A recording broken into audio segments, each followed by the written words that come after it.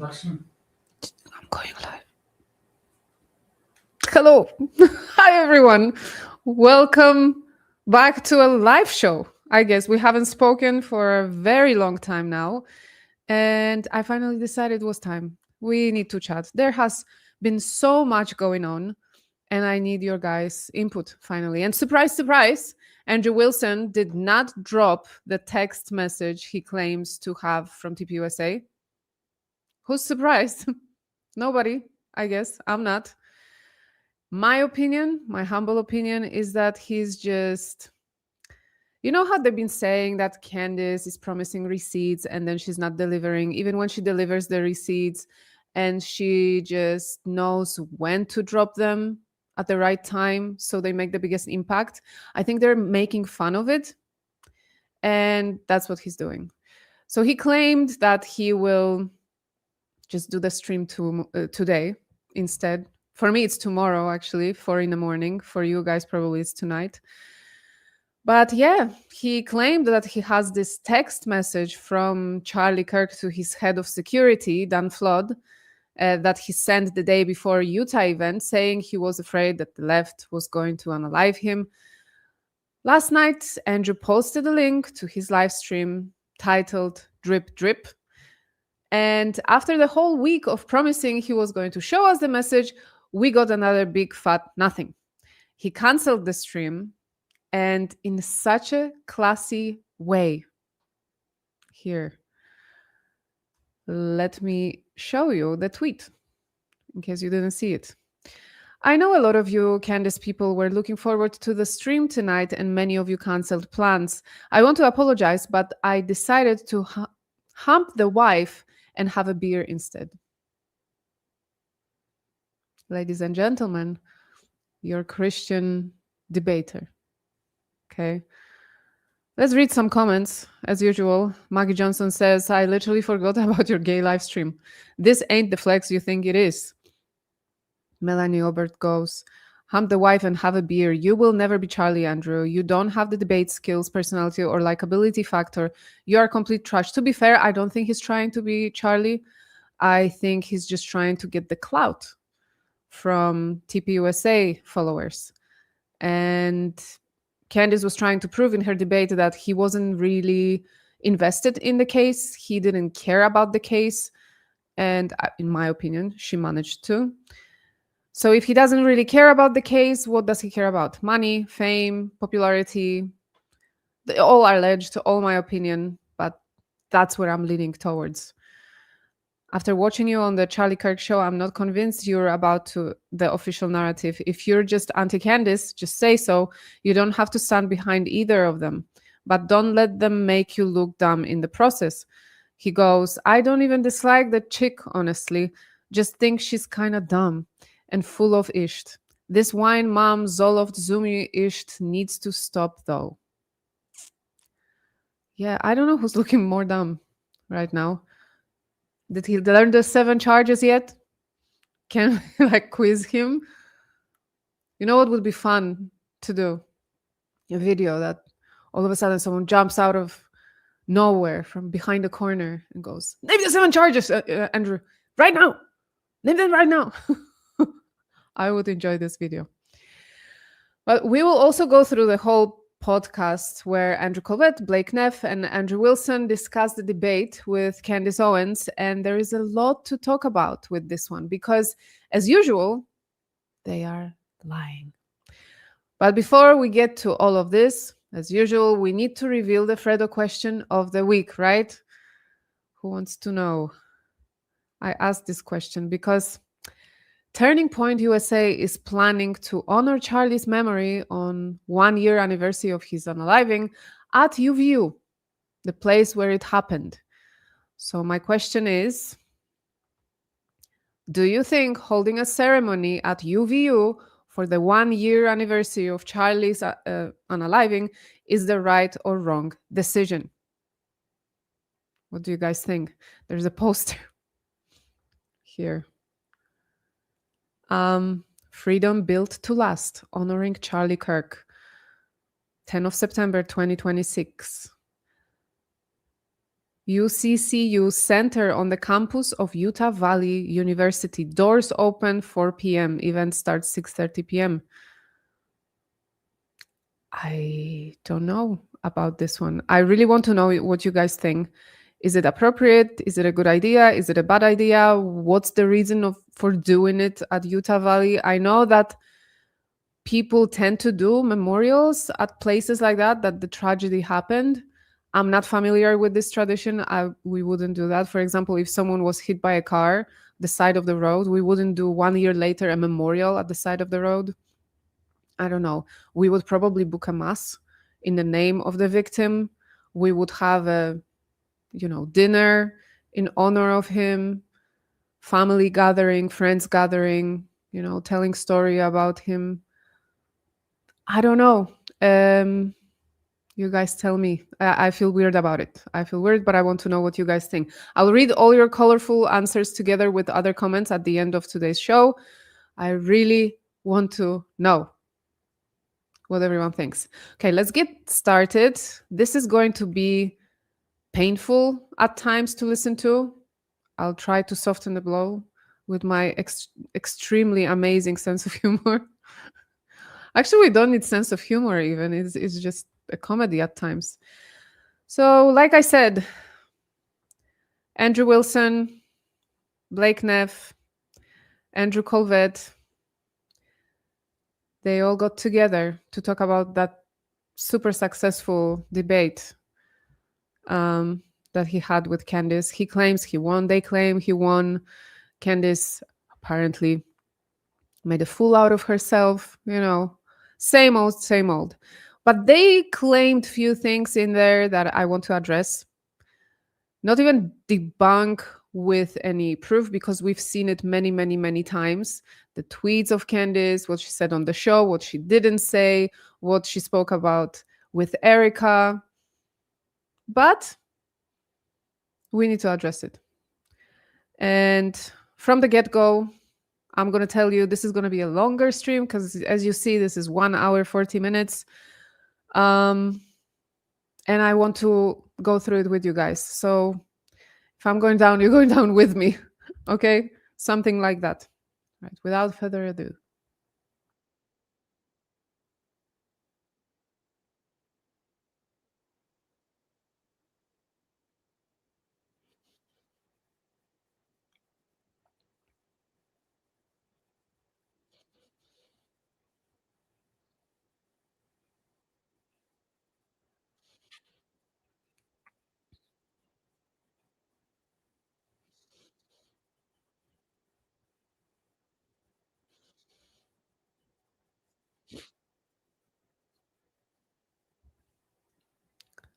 No sound?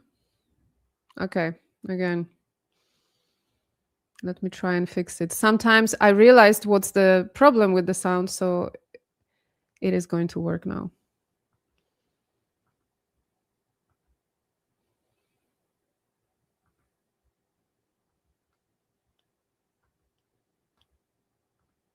Here you go.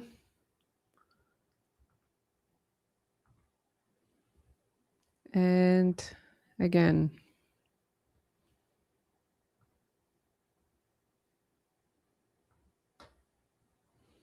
Let me know if you can hear it now.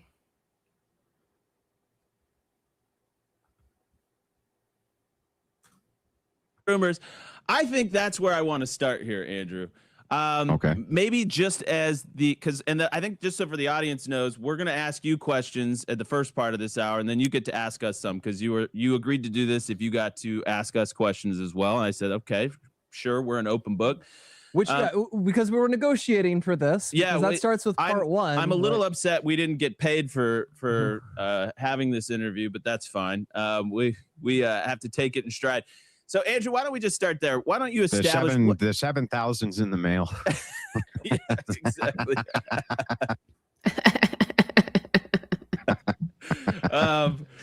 Yeah, well, according to Candace, I have a much higher price tag than that. So let's start here. What is your relationship with Turning Point? I went down and did some help with a debate course. That's the entirety of the relationship as far as I'm aware. Yeah, and that was the one time I've met you. You were on campus. You were teaching some debaters. I thought you were very nice. Much to my surprise, based on your public persona at times. So what he means is that Andrew Wilson called Erica a moron and a retard in his past post. So it was a surprise to see that he was actually kind in real life. Yeah, when he met Erica, he wasn't like, there, moron. There. I'm kidding. I actually really appreciate the way that you kind of handle your business, but I haven't known you. It's not like a thing that we know Andrew Wilson really well. Like, as far as I know, you said some things that weren't exactly super positive and nice about us, but you have been on a dogged Hang on. In my defense, I was mostly mean to Blake. Okay. In my defense, I was mostly mean to Blake. Same here. And that's not as mean to yeah. So I mean, if I can make a defense for myself, but anyway, go ahead. Well, hopefully we could. Blake's sitting there going like, I don't even know what he's referring to, but whatever. Yeah. What did you say about Blake? I don't remember. I was doing. I know what it was. It was water under the bridge. Water. Yeah. I know. I love that even they are making fun of Blake. They cannot help it. As much as we make fun of Blake, I think he gets the same ish internally. So that makes me feel good. I was doing a review. This was a while ago after Charlie had passed away. And during the review, I said, one of the problems I think with the show is that these guys are just too nice. Like, they're really nice guys, right? I actually was pointing this out. And then I'm the nice one? I know. He's flipped his There's a misread. There's a misread on this one here. I thought that I thought that it was going to get pretty brutal because the left was out in force and they were weaponizing everything that they possibly could against the legacy of Charlie Kirk. He had become like, he cares about the legacy of Charlie Kirk. You see, this is what gets me angry. He really doesn't care. He really doesn't care. Anytime he speaks about the case, there is no Charlie in there, okay? At least when Candace speaks about it, she does it for a reason. She does it for a cause. She does it for her best friend, you know? She wants his legacy preserved properly. This guy appeared out of nowhere and he's like, oh yeah, God forbid someone disturbs the process of saving the legacy of Charlie Kirk. Like you care. You posted so many tweets about him. You didn't like the guy. You didn't agree with the guy. Okay. You called his wife a moron. All right. So let's not pretend suddenly he's like this knight, on a horse protecting the honor of TPUSA and Erica Kirk. Martyr overnight to the entirety of the right. And he was everybody's martyr. It didn't matter seemingly if you were a person who hated him or didn't hate him, suddenly he hit martyrdom status. And so I think one of the critiques I was doing a video on, and it wasn't particularly bad, by the way. And I've always said that I thought TPUSA was more of a force for good than it was for bad. But one of the criticisms was, I don't know if these guys know what's coming for them. Like, I don't know if they know what's going to be coming their way. So he was speaking from the point of concern for TPUSA. All right. Remember, guys, he's just a good guy. Because I knew that the left was mobilizing. I knew it. So let's get into that in a bit, but I want to start with the debate because this is the way, again, it's structured. I have so many questions for you about how you conducted the debate. I saw that you gave yourself a score of like 7 out of 10.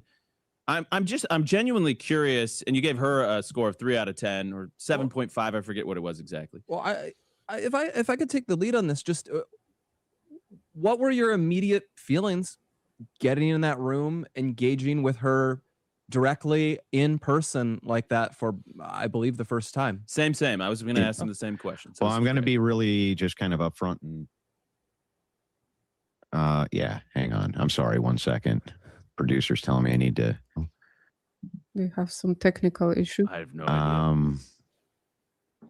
Fine, dude. Who cares? So anyway, back to this. Yeah. So I'm just going to be really blunt with you guys. I thought that she was actually quite stupid. I was shocked. This is his impression of Candace Owens, guys. Candace Owens, who mopped the floor with him during that debate. Okay. He keeps saying that she had no arguments, that she brought nothing to the debate. But the whole world agreed mostly that she won the debate. So what does it say? He also said that all women are retards and then paid her $300,000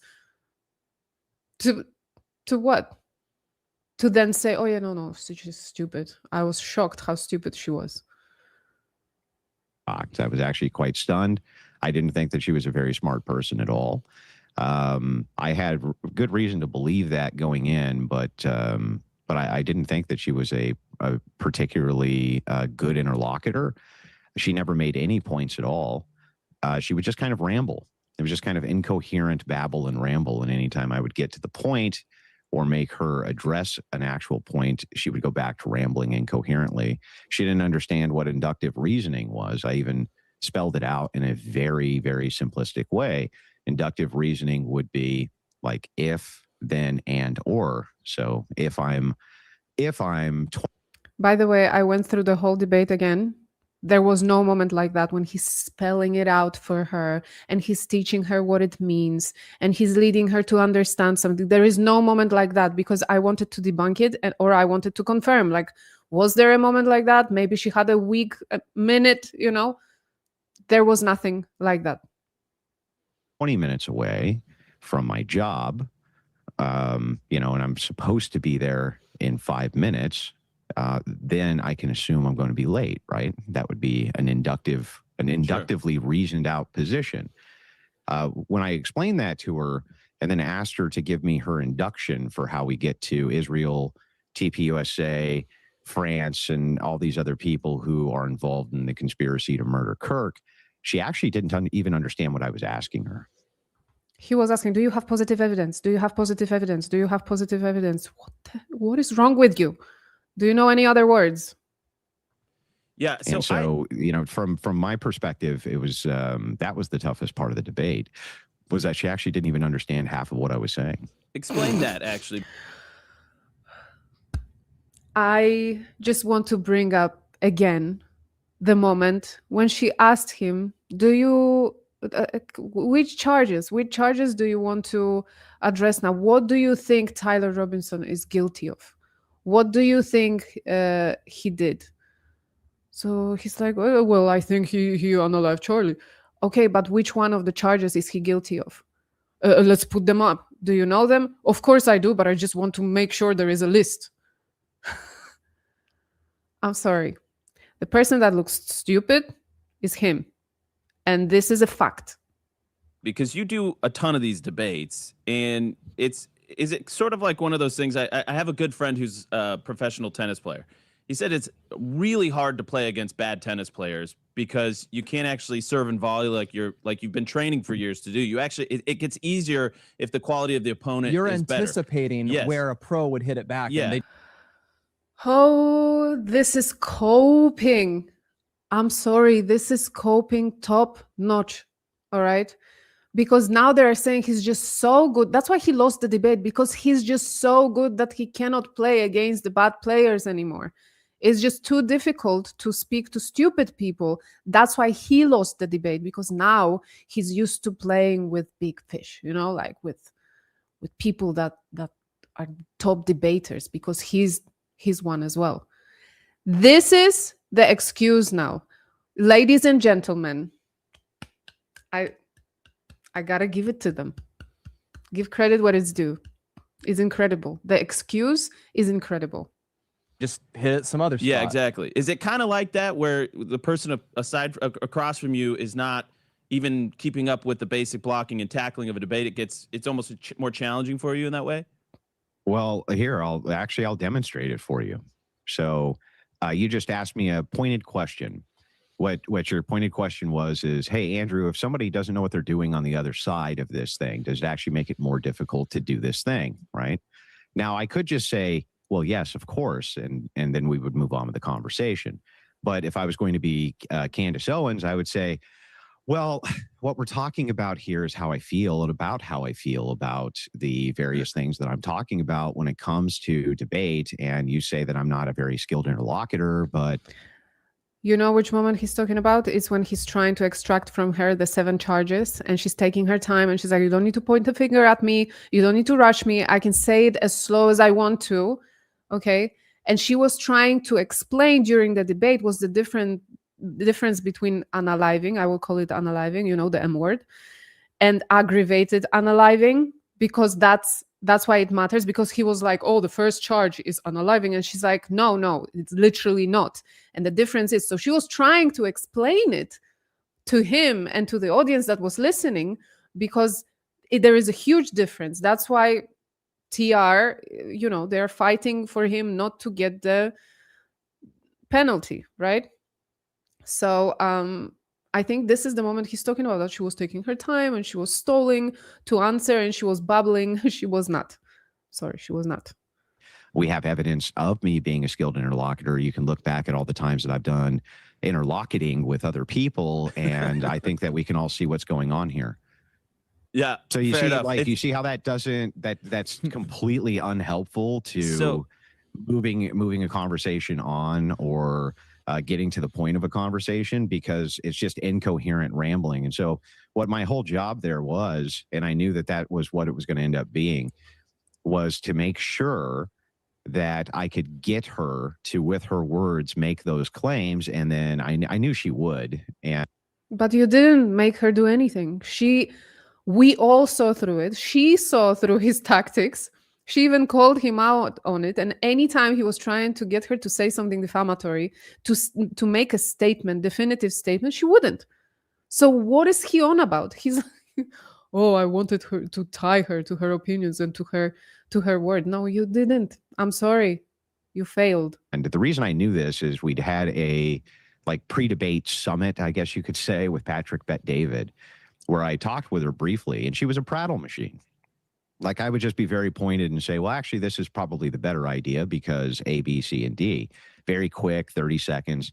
And she would prattle for like 3 minutes straight about just nonsense. And so I knew going in that was likely what it was going to be. And so my job somewhat shifted in that debate from the idea that I could just kind of inquire towards those positions and get good faith answers to, she was going to have to let her prattle and then point out the inconsistencies. That's exactly what I did. Yeah, and I've heard you describe it as sort of Operation Let Her Speak kind of thing, because I guess your strategy was that she was going to sort of concede debate points all on her own, and you didn't necessarily have to do too much work to make that happen.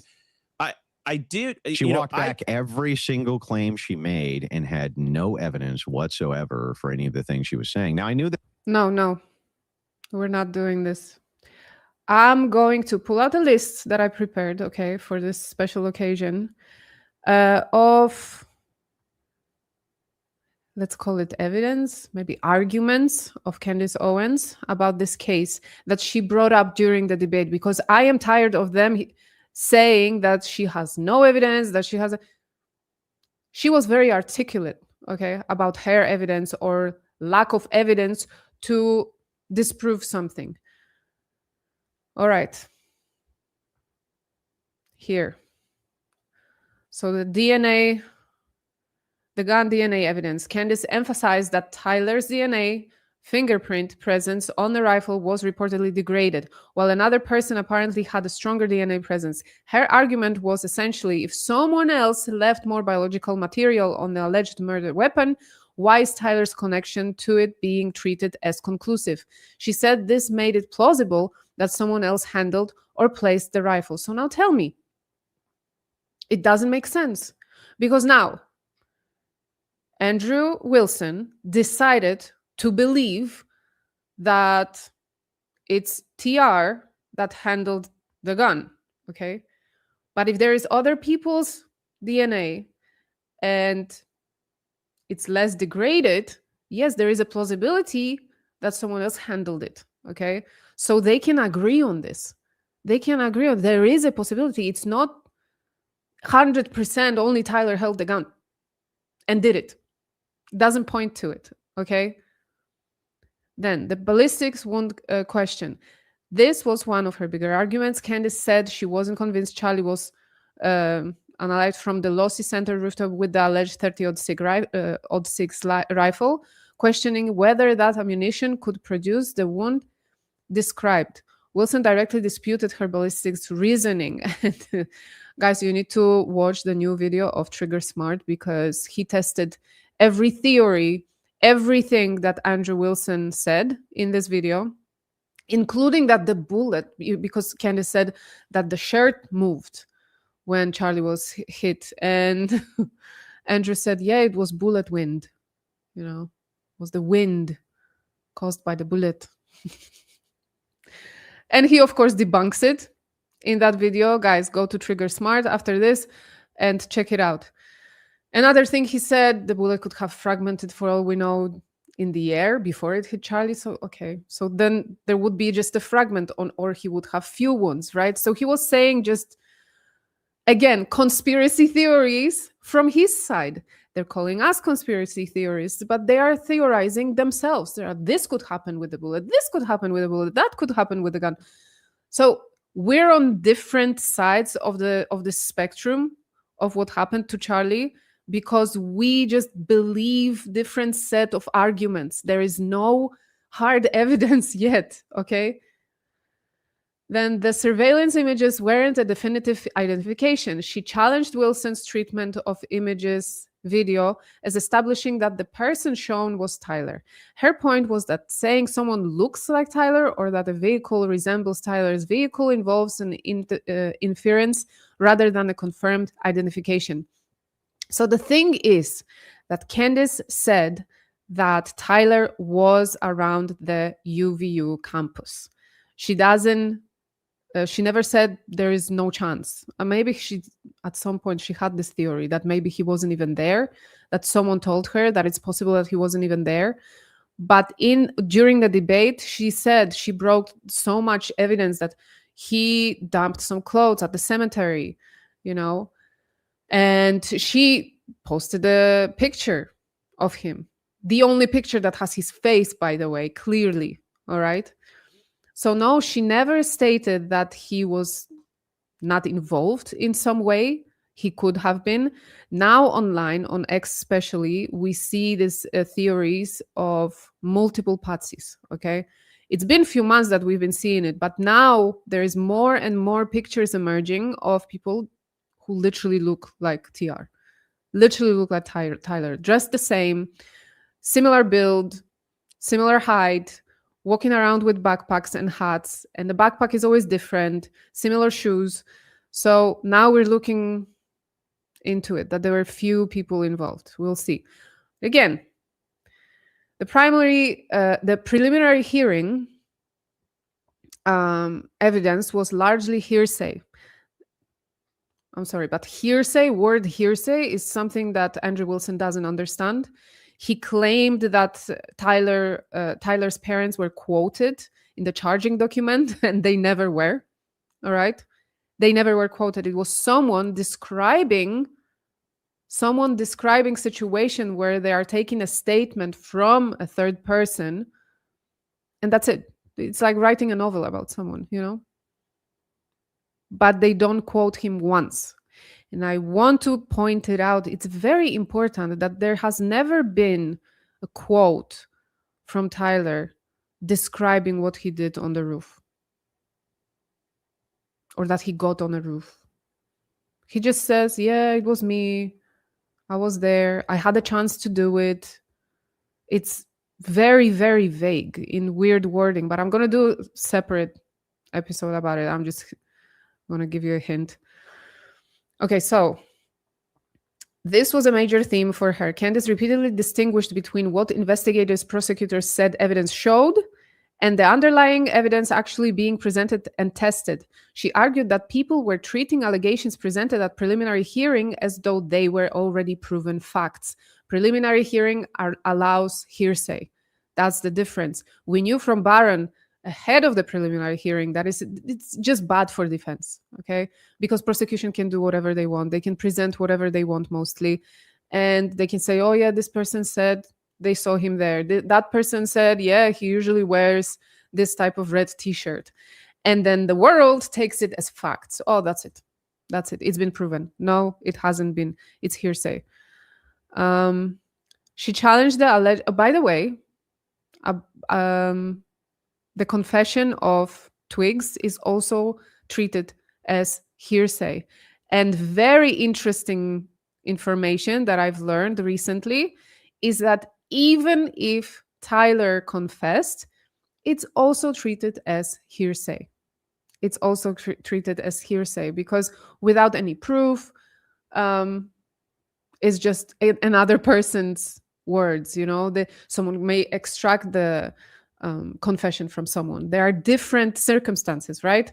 So yeah, someone can say, yeah, I did it, and it will be taken into consideration heavily, but it's not game over anyway. So she challenged the alleged text message confession evidence. She pointed out problems surrounding discovery and said the defense had not received everything it needed and had sought additional time. She also questioned whether some of the alleged messages attributed to Tyler sounded authentic, describing them as unusually convenient on the nose. We all agree about the text messages until I see them literally in the phone, original files. I will not believe that two people talk like that. If they do, I mean, it's weird, but again. So here, Andrew Wilson, I'm constantly comparing because Candace believes that messages are fake. Andrew believes that messages are real. We don't have hard evidence to disprove or prove either way, okay? It's hearsay. She attacked Wilson's use of overwhelming evidence. This was actually central to her strategy. Rather than needing to prove exactly who unalived Charlie, she tried to demonstrate that Wilson couldn't legitimately characterize the publicly established evidence against Tyler as overwhelming. When Wilson was asked about the actual criminal charges and couldn't name them, Candace could, and that became one of her strongest optic moments. Not only this, we all know now because I've been analyzing this debate, from the start, we know that he started by saying, oh, by overwhelming evidence, it means that it is convincing to me, which is the biggest BS I've ever heard in my life. And second thing, he said he's convinced like about 75 to 85%. So he is fighting, he is debating that person did it, okay? That person did it. That person should be sent to be unalived, okay, because of what they did. But he's only 75 to 85%. Sure. Okay. Very well.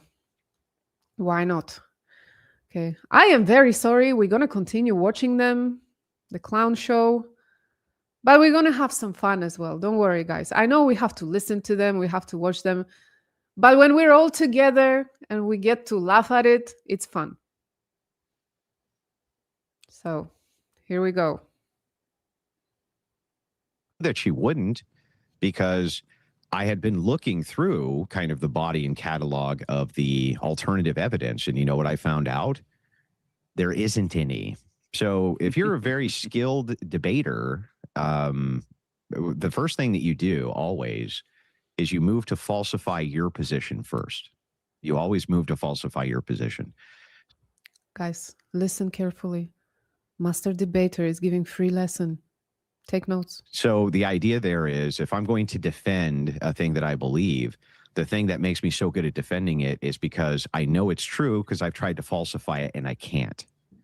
These people never did that. They never attempted to falsify any of their own positions. Right. No, that makes sense. Or falsify any of their own evidence. And so there was also a broader second layer to Candace's case involving the surrounding circumstances. TPUSA, Erica Kirk, security, Charlie's communications before his death, the Little Hats land, foreign involvement, questions, etc. But those are important to separate from her direct evidence that Tyler was a patsy, okay? The debate itself exposed that distinction, and I don't like that they keep probing that thing. Oh, she claimed that these people did it. She claimed Erica. You will see, it's all in there. In fact, at one point, Wilson asked her, essentially, how does degraded DNA lead logically to patsy? Okay. And Candace clarified that she wasn't saying degraded DNA proves he was a patsy. She argued it creates an alternative plausible explanation and therefore undermines treating the government's version as settled. Like I said, there are two different versions. There's one piece of information and one side decides to believe one thing and the other side decides to believe second thing. It's all about questioning things. So I would characterize I would characterize her actual debate case as there are enough forensic, evidentiary, and procedural inconsistencies that the evidence against Tyler cannot reasonably be called overwhelming, while alternative explanations haven't been eliminated. How does that sound?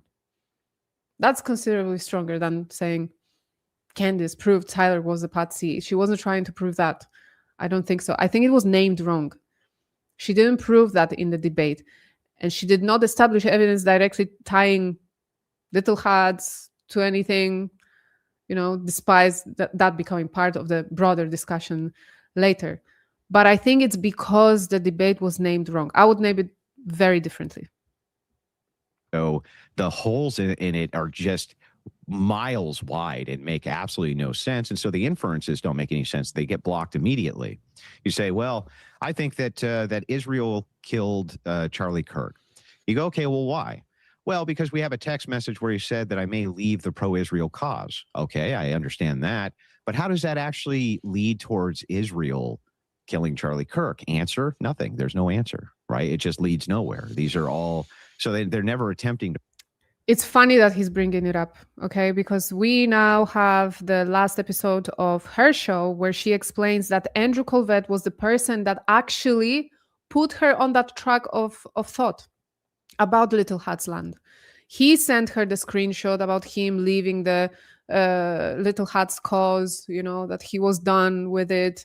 He was literally putting her on that track of thinking. So now Andrew Wilson is like, oh, that doesn't mean anything. But that's what Andrew Colvett thought of, okay? He was the first one, and then he fed it to Candace. Falsify the claims, right? That should lead to the next claim, to the next claim, to the next claim, until we get to the claim of, no, Israel killed Charlie Kirk or France killed Charlie Kirk. And we never get to any of that. It just stops immediately. Well, it stopped at feels and opinion, and you can't tell me how to think and all this stuff, which right. You said, I'm not telling you how to think. Yeah, it was interesting. So I predicted that this debate, that you were going to win it because the truth is on your side, right? And as somebody who's lived this firsthand, I know all the garbage when they continually drone on about this stuff, and how many lies are continually laced in and just repeated ad nauseum so that the internet begins to believe them. So I knew that, but I knew also that she has a bigger following, bigger followers on YouTube, whatever. So I knew that immediately there was going to be this rush to say who won, who won, but I predict. Okay, so that's the second reason. So first reason, Andrew Wilson is just too smart. He lost the debate because he's just too smart. She's too weak of an opponent. So he couldn't give his best at this debate because he's used to debating only champions. And now this is the second reason, Candace has bigger following. That's it. I predicted this. I said, this will age really well, because what I was watching is that she conceded the whole debate very early on, multiple times at every different point in juncture. She kept conceding the point, walking things back. And that as the commentariat kind of comes in that has, an IQ above room temperature, and pointed that out for people, that it was going to then be this kind of finishing effect after the debate. Is that what you have seen? Oh, 100%. So essentially what happened here was really interesting. The Baron Colemans of the world and the sort of LawTube picked all of this up and just started tearing her position to pieces immediately. And the commentators in the debate sphere they're making a mockery of her. They think that she's a lunatic, has no idea what she's talking about. And then on the flip side to that, too, you even have Main Street coverage. And even on the Main Street coverage, it's the same thing. They're like, well, where's any of the evidence for any of these supposed claims? And we never got to any. So not only... It's a tactic, keep repeating the same thing over and over again, and people will believe it at some point. Will it age well? But what I thought that it would do more than anything else, to be as candid as possible, I thought that it would up the pressure of people questioning the questioners. And I've seen a lot of that now moving on social media, of people saying, hey, wait a second.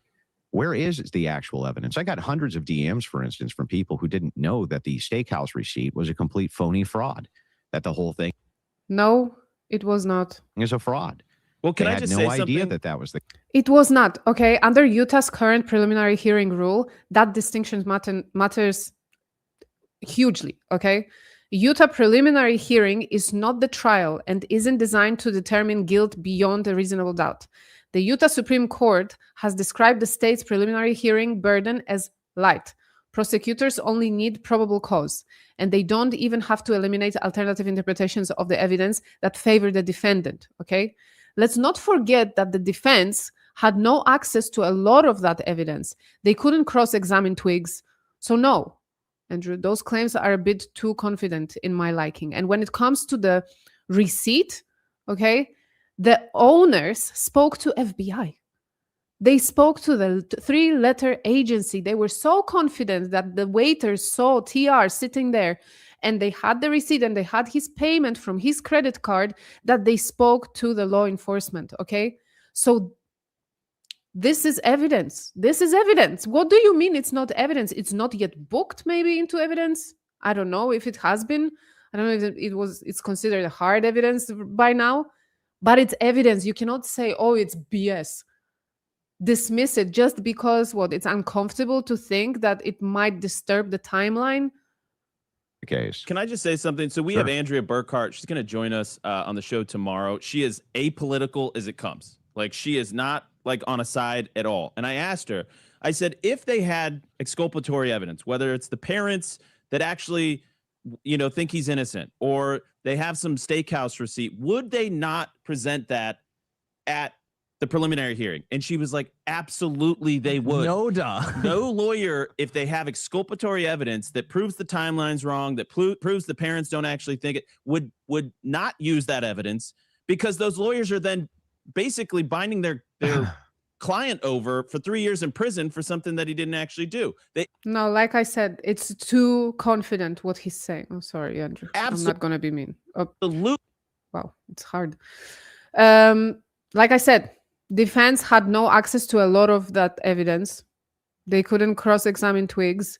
And the burden of it is not on them, okay? They don't need to present anything if they don't want to or they don't deem necessary at this point. So for him to be like, oh, for sure, if they had something, they would present it. No, maybe not.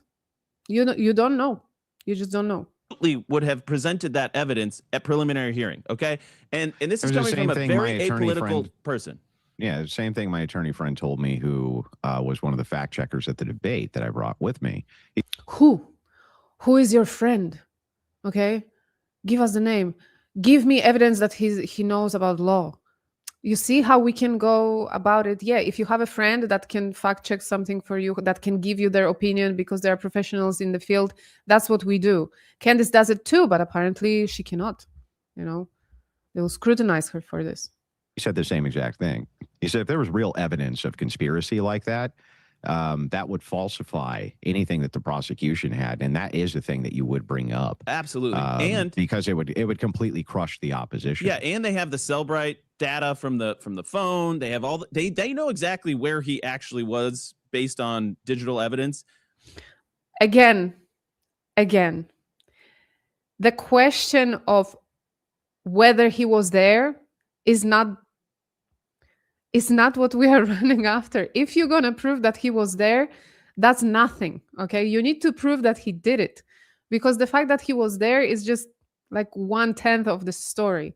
And most of us, if we look at the evidence that they might have been multiple patsies and he could have been a patsy, yeah, we are able to accept the fact that he was actually there and maybe some CCTV cameras caught him walking around, okay? So I don't know why I think they are focusing on the fact that he was there, and then once they prove that he was there, that means he did it. But no, that's not the full story, because from the beginning, people claimed that he might have not done it alone, that there might have someone behind it. Someone might have given him idea, hired him, paid him for it, contributed somehow, okay? Maybe there was a bigger group, bigger conspiracy. So that's the whole point. That's why we are here today. The whole timeline. Anyways, I want to get to this because the claim was that Tyler Robinson is a patsy, and your claim was that the evidence actually supports that Tyler Robinson's guilty. Okay. Yeah, the claims are actually comparative. So they were comparative claims. Is there more? Is there more evidence that Tyler Robinson murdered Charlie Kirk than there is evidence for him being a patsy? So these are comparative claims. No, Yeah. no, So no. This wasn't the claim. He was claiming that the evidence is overwhelming that TR did it. That was the claim. Now he's walking it back. This is what walking back your claim looks like. First, he was saying that, oh, that means that it's convincing to me. That's all. Overwhelming, it means that it's convincing to me. Most of people think so. Nope, nobody thinks so. Only Andrew Wilson. And now he's changing the claim. the idea here is in the comparative claim, which one actually has more evidence for it? Now, you can say that you don't particularly care for the evidence of the state or that there's problems with it. And that's a fair enough argument. But as a comparative claim, there is nothing to compare. One side has evidence, the other side has no evidence. It's really that simple. It's not very complex. Here's from Milk Bar TV. He puts together these compilations on, kind of a lot of things, but out of context clips. He tends to focus on Candace and kind of the contradictions that she makes often. Because it gives him more money, because anyone who makes content on Candace makes more money, right? Kind of a contradiction queen here. So let's go ahead and play the Patsy claim, SOT 2. Candace's belief that there's overwhelming evidence that Tyler Robinson was a patsy and didn't kill Charlie Kirk. Why is it that we should go with this idea that it was a patsy? I'm not saying that we should go with the idea that it was a patsy. I am saying that there is. I thought that was the whole defense, your whole claim. No, Tyler Robinson, they're going to convict him, right? They found their patsy. They're going to make it work. The alleged shooter, you think they're a patsy? Of course, they're a patsy. A patsy, which is what Tyler Robinson is. Which is what Tyler Robinson is. Like I said, out of context clip, they didn't let her finish the sentence from the debate itself just to make this dumb clip. So I didn't edit that together, so you know, I do the slow-mo. I wasn't trying to take a cheap shot, but that's how the Milk Bar TV did it. So basically, she contradicted her original claim that you guys went into the debate almost immediately. Am I missing something? She contradicted her claim very early on. So I played this clip. You can actually find it during the debate at right about the 51-minute mark. And what she says there is a comparative claim. There's 100 other just as likely explanations as Robinson is a patsy. Her answer in response to that is, yes, there is. And then she further qualifies it by saying that not only is that the case, but if you keep moving ahead in the timeline on that particular clip, she concedes the entirety of it, which is what he's showing there for the patsy. She says there's no good reason that you should actually believe he's a patsy. So you have. That's not what she said. That's not what she said. She was explaining why would you think he was a patsy? Why there is. Oh, okay. I saw a piece of new episode by Spidey, the behavioral analyst, and he used very good phrasing on this. It's about interpretation between those two. Okay, you have same piece of evidence. It's actually an argument in the case, and you interpret it how you see fit. Okay, Candace will interpret it one way. Andrew Wilson will interpret it the other way. When, for example, she said next to the gun, they discovered a backpack of someone from TPUSA, and they didn't take it into evidence. They decided to give it back to the person that it was belonging to. But why? Why was this backpack there? Why isn't it in evidence? And why didn't it spike some, extra arm of investigation? Like, why didn't they follow up on that lead? So Andrew is like, well, probably they checked it and they cleared it, but it was there next to the gun. So why wouldn't they clear the other backpack that they found? It's just he's sticking to his interpretation. She's sticking to her interpretation. There is no hard evidence. So arguing at this point is what Baron said. There is no point. We didn't see any hard evidence yet. There isn't a trial yet. There is nothing to argue about because it's a bunch of people who are interpreting stuff to their liking. Maybe not even to their liking, to their understanding. Okay. Two comparative claims that you can make right there. But that just completely annihilated her position. And I knew right then and there that I'd won the debate. And you can actually, if you pan, they didn't do it because she was speaking, but if they were able to pan over, you actually would have seen what I call the Wilson smug look. It looks something like this, where I'm Never do it again, please. kind of just get a little bit smug because I know for sure that's it, right? Once you I had get a that game set concession, match right there. Yeah, you Yeah. know what's interesting, by the way? So what? So what? Debate skills of a master, guys. What do you answer to a real argument or a question? So what? So what? One of the more, I will just say on a personal level, infuriating moments of the debate was when you guys were talking about complicit. She said, I never said Erica Kirk was complicit. You put those Yeah. words in Charlie's murder. You put those words in my mouth. I didn't do that. And Did you consider asking her to define the word complicit? I did actually. You know, if you watch what I said to her specifically was, what did you mean when you said complicit then? What does that actually mean? And what she said is, that means that you believe Tyler Robinson shot Charlie Kirk. And I said, wait, What? that's it? You just, No. all you mean by complicit is that Erica believes that? Yes. And then I went a step further. That's a lie. Like, he's blind. Either he can't remember what she said or he's just lying. I've never accused Erica of unaliving Charlie, okay? But she gave me bad vibes. And the more time has passed, the more I started to believe that maybe she knows the truth, but protects the people who had a hand in it, in Charlie's end. It could be far many reasons, but somehow she's ignoring all those red flags, okay, Erica? To me, like, there are so many things that she's ignoring that it started worrying me from the very beginning, to be honest. But she's like, no, it's Tyler. That's it. That's it. I'm not listening to anything else. He did it. That's it. He was alone. He did it. And never once, it seems, she questioned what led up to 10th of September. Her actions after the exposed lies, I don't know. I believe when Candace said Erica was complicit, it's more like, why aren't you doing anything now? You will let them get away? Whoever did it, you will let them get away. Why? And it doesn't have to be like she knows exactly who, how, what, when.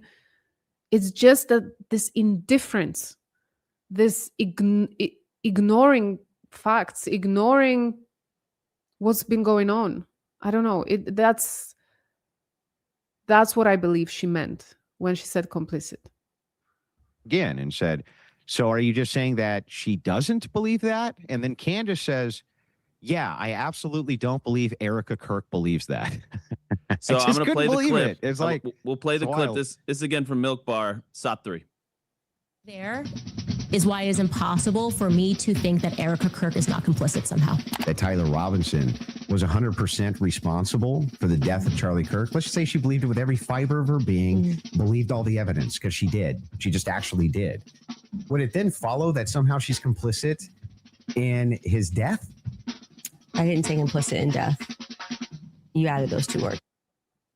She did. Oh, by the way, I just want to say, I don't know Milk Bar TV. The team just pulled these clips. We don't pay him because that'll, I don't know what the allegation. They never pay anybody. Everyone is just doing their work for free. No, they don't pay anybody. They're going to be, but so I'm sitting there going like, wait, your whole thing is that you've basically set it up that Erica Kirk is complicit in Charlie's death somehow for months. And you're going to sit there in a debate across from Andrew Wilson and say, you added those words. I never said that. I meant she's complicit in like the framing of Tyler Robinson or something like that. And I was like, I'm sitting here going, Quote it as she said it. Don't say or something like that. Because when you misquote, When you misquote, that's when problems happen. That's when people have the wrong idea of what she said. Do quotes. From now on, quotations only. No hearsays. And explain what's a hearsay to Andrew Wilson. Going like, well, thanks for all the death threats because you just think we believe the wrong guy's guilty. That like, thanks for all of the harassment and all the death threats. Really cool. Yeah, well, not only that, but the massive slander campaign, the unethical campaign that has been going on. So there's two kind of primary reasons that I even got involved in any of this to begin with. The first was because of TPUSA asked you, allegedly? A person who has been in my chat for years challenged me because he said, I don't really believe this official narrative. And you always tell us to try to falsify your own claim. So that was what I set out to do. I'm going to see if I can falsify my own claim. And I couldn't falsify it. Right. And I tried. I went into X space after X space, talked to tons of these people with their alternative theories, talked to attorneys, talked to everybody, and I couldn't get it falsified. So that was the first issue.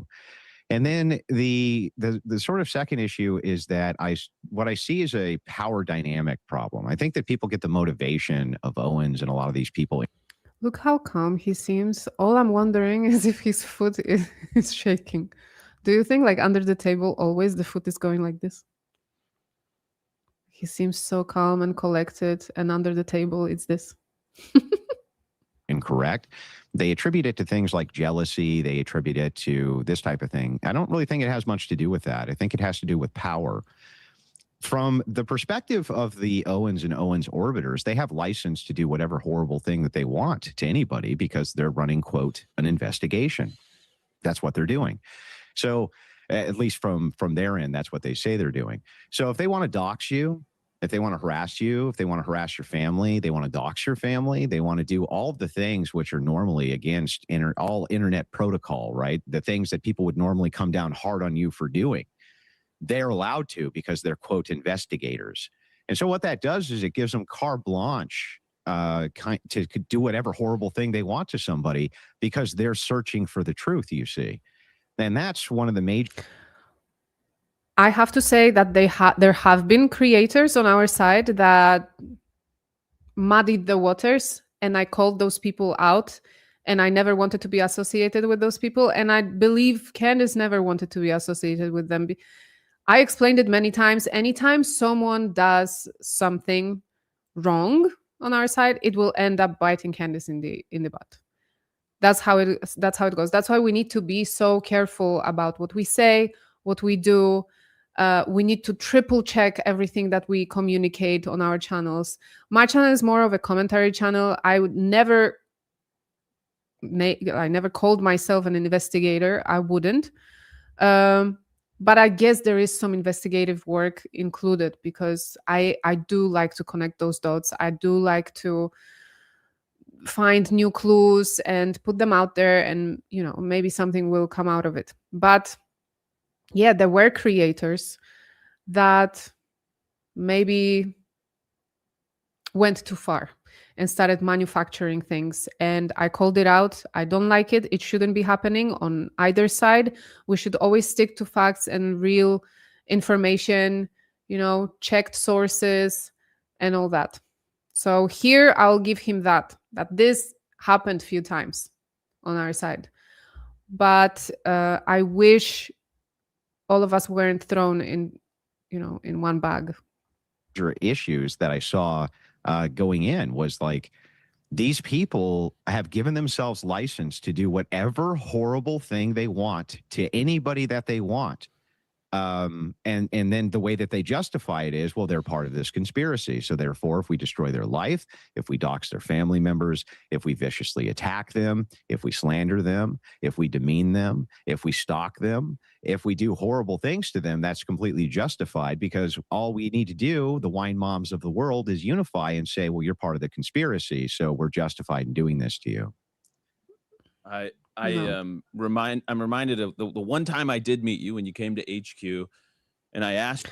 So I want to point this out again because I did an episode about it yesterday. If you guys haven't seen it, to me, the way Andrew phrases things when he says, "One time I did meet you," it seems to me as if Andrew Wilson was at headquarters of TPUSA maybe more times than he says. He says that he went there one time in June and he was teaching people how to debate.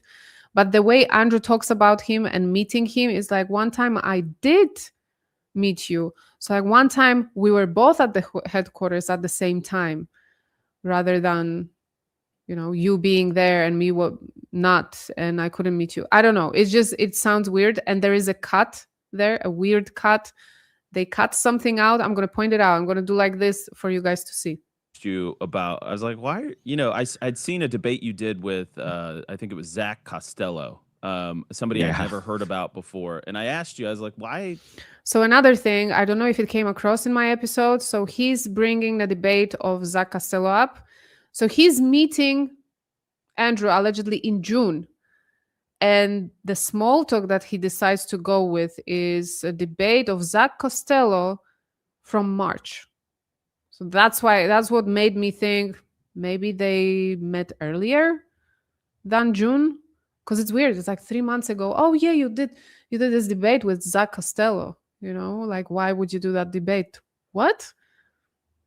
It just seems weird. I don't know. It seems weird. Why did you do this? And you said, like, I expect us to fight for ourselves, but I didn't necessarily expect somebody like you, who, again, we didn't know each other. You had criticisms. You called our CEO a retard. Fair enough. Whatever. I didn't fair enough. expect somebody like you to kind of get into the midst here, and your answer was actually pretty good. You said, I feel like they're in league with the left, and this is something that I've heard from you. In league with the devil, maybe. Well, you've been really on that. We don't. There you go. You saw the cut. I think Blake said something too much. Maybe he wasn't speaking all this time. Suddenly he's like, oh, in league with the devil, and then they need to cut. I'm sure he said something stupid that they needed to cut out. But that's a new narrative, guys. Candace is on the left. Candace is on the left. Candace is uniting with the left. They are fighting the right now. This is the new thing. First, she was in love with Charlie. Then she hated Charlie. Then she hated Erica. She was jealous of Erica. They're also going to talk about how she wanted the chair at TPUSA. She wanted to take over the company. But now the strongest thing is that she is on the left, guys. She's on the left. Oh boy. We're not working together. We didn't coordinate this debate with you. All of that is just like her nonsense that she wants to put out there.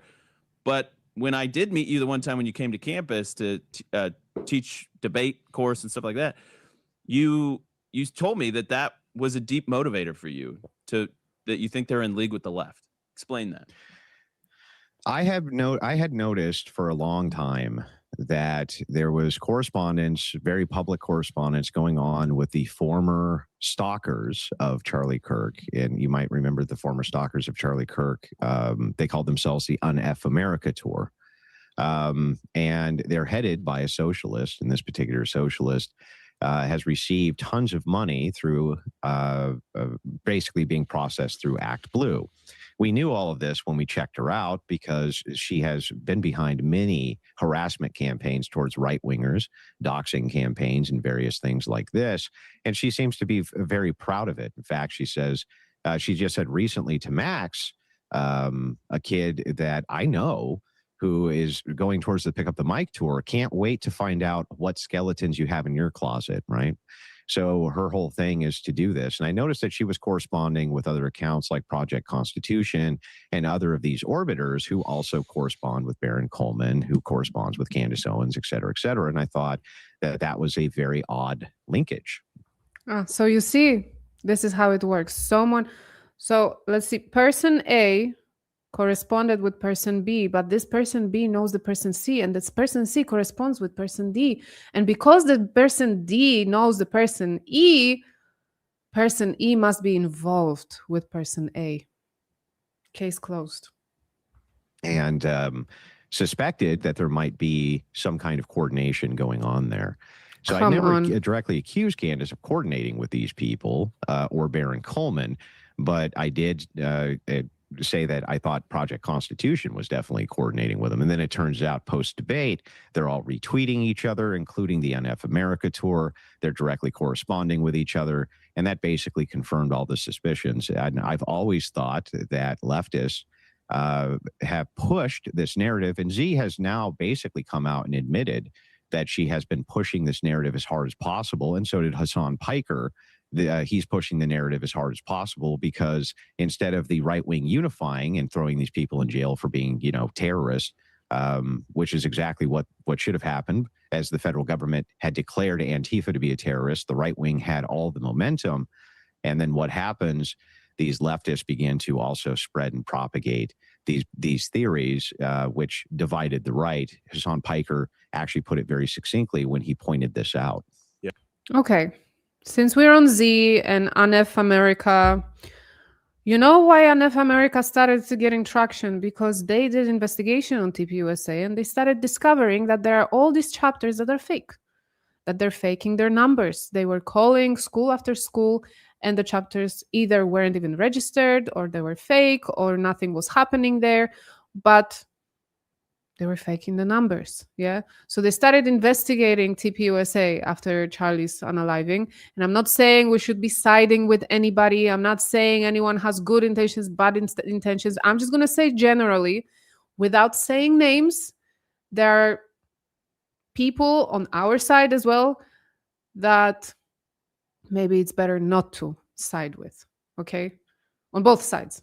I'll say that. Just be careful. Just be careful who you associate with, who you collaborate with. I'm just going to give that little piece of advice to creators out there. Yeah, that Hassan Piker clip is pretty infuriating. I have a couple more questions for you on the debate here.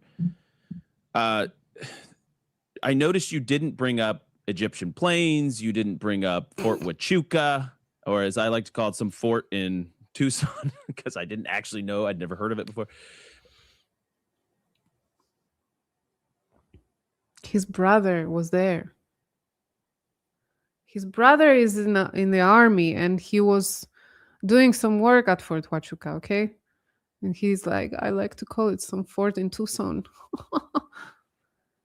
Guys, this is so transparent. It hurts me. It's a little bit cringe because he exposed himself via text messages that were leaked by his friend Gary from Paramount Tactical, and now he has to make it an awkward joke, to get himself out of it. But it's not working. Like, we can read it. You don't have to be Spidey to understand what's happening here. Fort Huachuca, you didn't bring up any of these kind of harebrained debunked claims, right? You got this Mitch Snow character who says his dad is a Zodiac killer, that claims he saw people at Fort Huachuca. I mean, this stuff is so Looney Tunes, but you didn't go there. Why? I wanted to go after the strongest claims. So if I was in Candace's seat when I'm kind of gaming this out, which way she would go. If I bring up Mitch Snow, she'd say, yeah, I brought him on. I never said that he was credible, right? I'm investigating every lead. You can't hold me responsible for his position. And that wastes a lot of my time. Remember, I'm only going to get about 3.5 hours here, and I only get an hour and a half. So what I wanted to do was go after the much stronger claims that she can't just point at and say, oh, I was just messing around, or I was just following up on leads, but claims that she has really tied herself to, like the Patsy claim, the steakhouse claim, the French Foreign Legion claim. These are things that I think are much, much stronger. I'm going to half agree with him here because we know how this conversation would go. If he brought up Fort Huachuca, Candace would say, well, obviously, I never claimed that Mitch Snow saw Erica there or saw Brian there. I was able to confirm that he was there on that day, and I always clearly communicated it. I chose to help him out with some legal bills. That's it. And so there wouldn't be much conversation about the Egyptian planes. She would definitely bring up the conversation of Erica with Barry Wise from an interview when she was like, Egyptian planes. I was not on any Egyptian plane. I was pregnant for 7 years, So nobody ever said that you were on Egyptian planes, flying on Egyptian planes. I don't know if that was she misunderstood it or that was chocolate theory, but yeah. So we know how this conversation would go. She had that conversation before, and we watched her show. To give opposition to, because when she can't actually demonstrate any of this, it makes her look terrible. As opposed to like Mitch Snow, if we were doing Mitch Snow, she would just say, "Well, he's just a guy I had on the show." And I didn't tell anybody. Yeah, that but had to the believe Egyptian him. planes thing, Andrew, she for months was saying this is the thing that is going to crack everything open. And then I think it was Kaneko the Great did a big deep dive, tracked the planes, realized it was like 70% wrong. Even like I think it was 2/3 of the time the plane was on a different continent than they had it. I mean, it was trivial because you look at it and it had one. We should point this out that there are multiple times in the spreadsheet where she just repeats the same plane. So that's not a lot of attention to detail, but a lot of it is like all these times where Erica and these Egyptian planes, they're both flying through Wilmington, Delaware at the same time. And you will see later on in this podcast how they ask for grace in a difficult time, and they don't give the same grace to Candace. Everyone expected for her to come on every day on her show, do real-time investigation, and just communicate the facts. Something completely like a ready product, you know? When it's investigation, you get information and you follow that lead. And if it's dead end, it's a dead end. You move on to check the next one. Okay? They're acting like like she was supposed to solve the whole case from the first episode. And it bothers me. It bothers me. And yes, for the longest time, we heard about the Egyptian planes and we still hear about them. She never dropped it. It's on the back burner. That's how it goes. I don't think Erica has literally ever visited Wilmington, Delaware in her life. Yeah. How do you know, Blake? How do you know?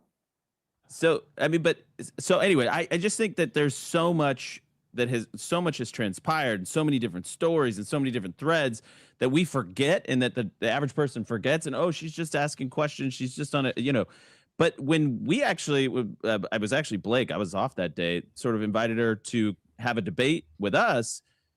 She ended up pulling something like this French Foreign Legion thing, where she thought there was some cartel guy here in Arizona that was going to try and assassinate her.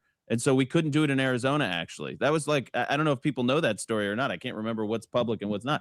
There were multiple layers that, she was paranoid. Oh, there could be, assassination threat when I'm approaching the HQ.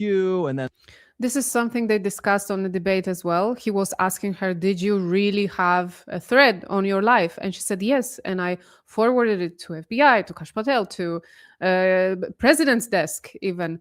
So to multiple people, and they never reacted to it. So he's like, okay, but what's your evidence of it? And she's like, well, I got a tip and I forwarded it. And I was hoping that people will check it out for me if it's legit or not. But it came from the official, from government, from France. So what else? How do you want her to check if it's legit? Okay, go out to the street and see if someone will take a stab at it, If you end up unalived, that was true. I mean, what does he want her to do? And there's like a cartel danger, and then there was a new danger that came after that. Endless excuses. And we saw this where she was insisting you had to go to her place. Yeah. And that's my other question, Andrew. So there's been much made about this the earpiece, and you did question at some point if there was information being fed both ways. I think we have a clip on that, actually, if I'm not mistaken. So this is PBD talking about this. SOP 5. General Hall. What's in that? What is that? What is that? That's an earpiece. Was that legal? It's not like I'm out there saying big lie. You see how he's touching his earpiece? Yeah. Was he wearing an earpiece? 100%. He was. Wait a minute. 100%. What do you mean he was wearing an Candace earpiece? have it too? Are you ready? Okay, go. That's Candace's earpiece. What does that mean? They gave that earpiece to all of us. So they had it too. No, but wait a minute. Watch what just happened. Yeah. The market believes he had an earpiece of things being fed to us. That was an earpiece that Candace's producers gave Candace, gave him. To hear everything you guys behind the scenes. So is she going to say that on air? She would easily. I don't think she would have a problem. Yeah. I think she will. I don't think she has a problem with that. But That is their earpiece. The thing with the earpiece was weird to me. It was logical to me that they were wearing earpieces because they are in the studio. It's multiple teams. They need to hear the videos that they're playing. And if they're going to play it without the earpiece, we would hear double echo. And, it's a lot of issues. You need an earpiece. Like, I'm wearing headphones right now.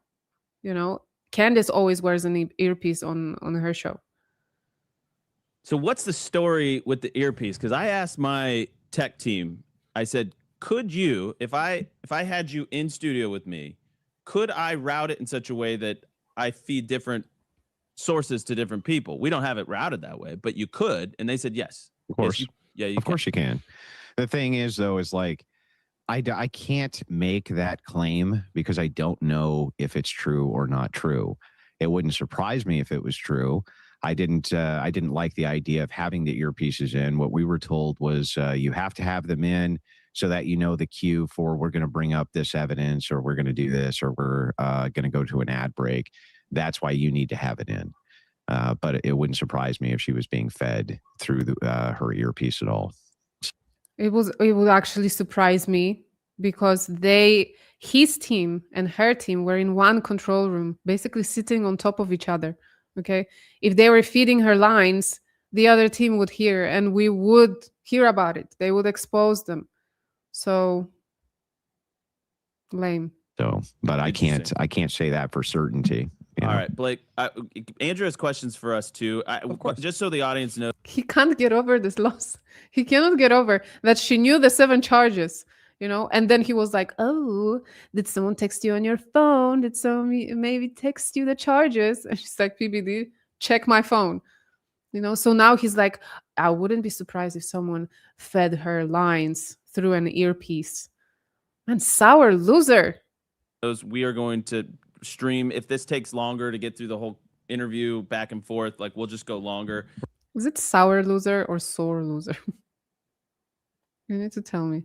I feel like I said something stupid just now. We're going long. We're going live. Yeah, we're live. I've asked a bunch of questions. I want to make sure you have a chance to ask any questions that you have about the debate. I guess I've speculated and like this might be the only time she ever agrees to any debate like this. If you it's unprecedented. Yeah. Just so you know, like nothing like this has ever happened on the internet before, as far as I'm aware. The entire thing was unprecedented. The fact that I had to pay for access just to ask basic questions in a way that she couldn't evade. By the way, she didn't ask anybody to pay her. She didn't ask. You offered. You were claiming, I'm offering her all this money, and she's still a coward that will not accept the debate because she's a chicken. She will never accept. She has no proof. She has no standing on.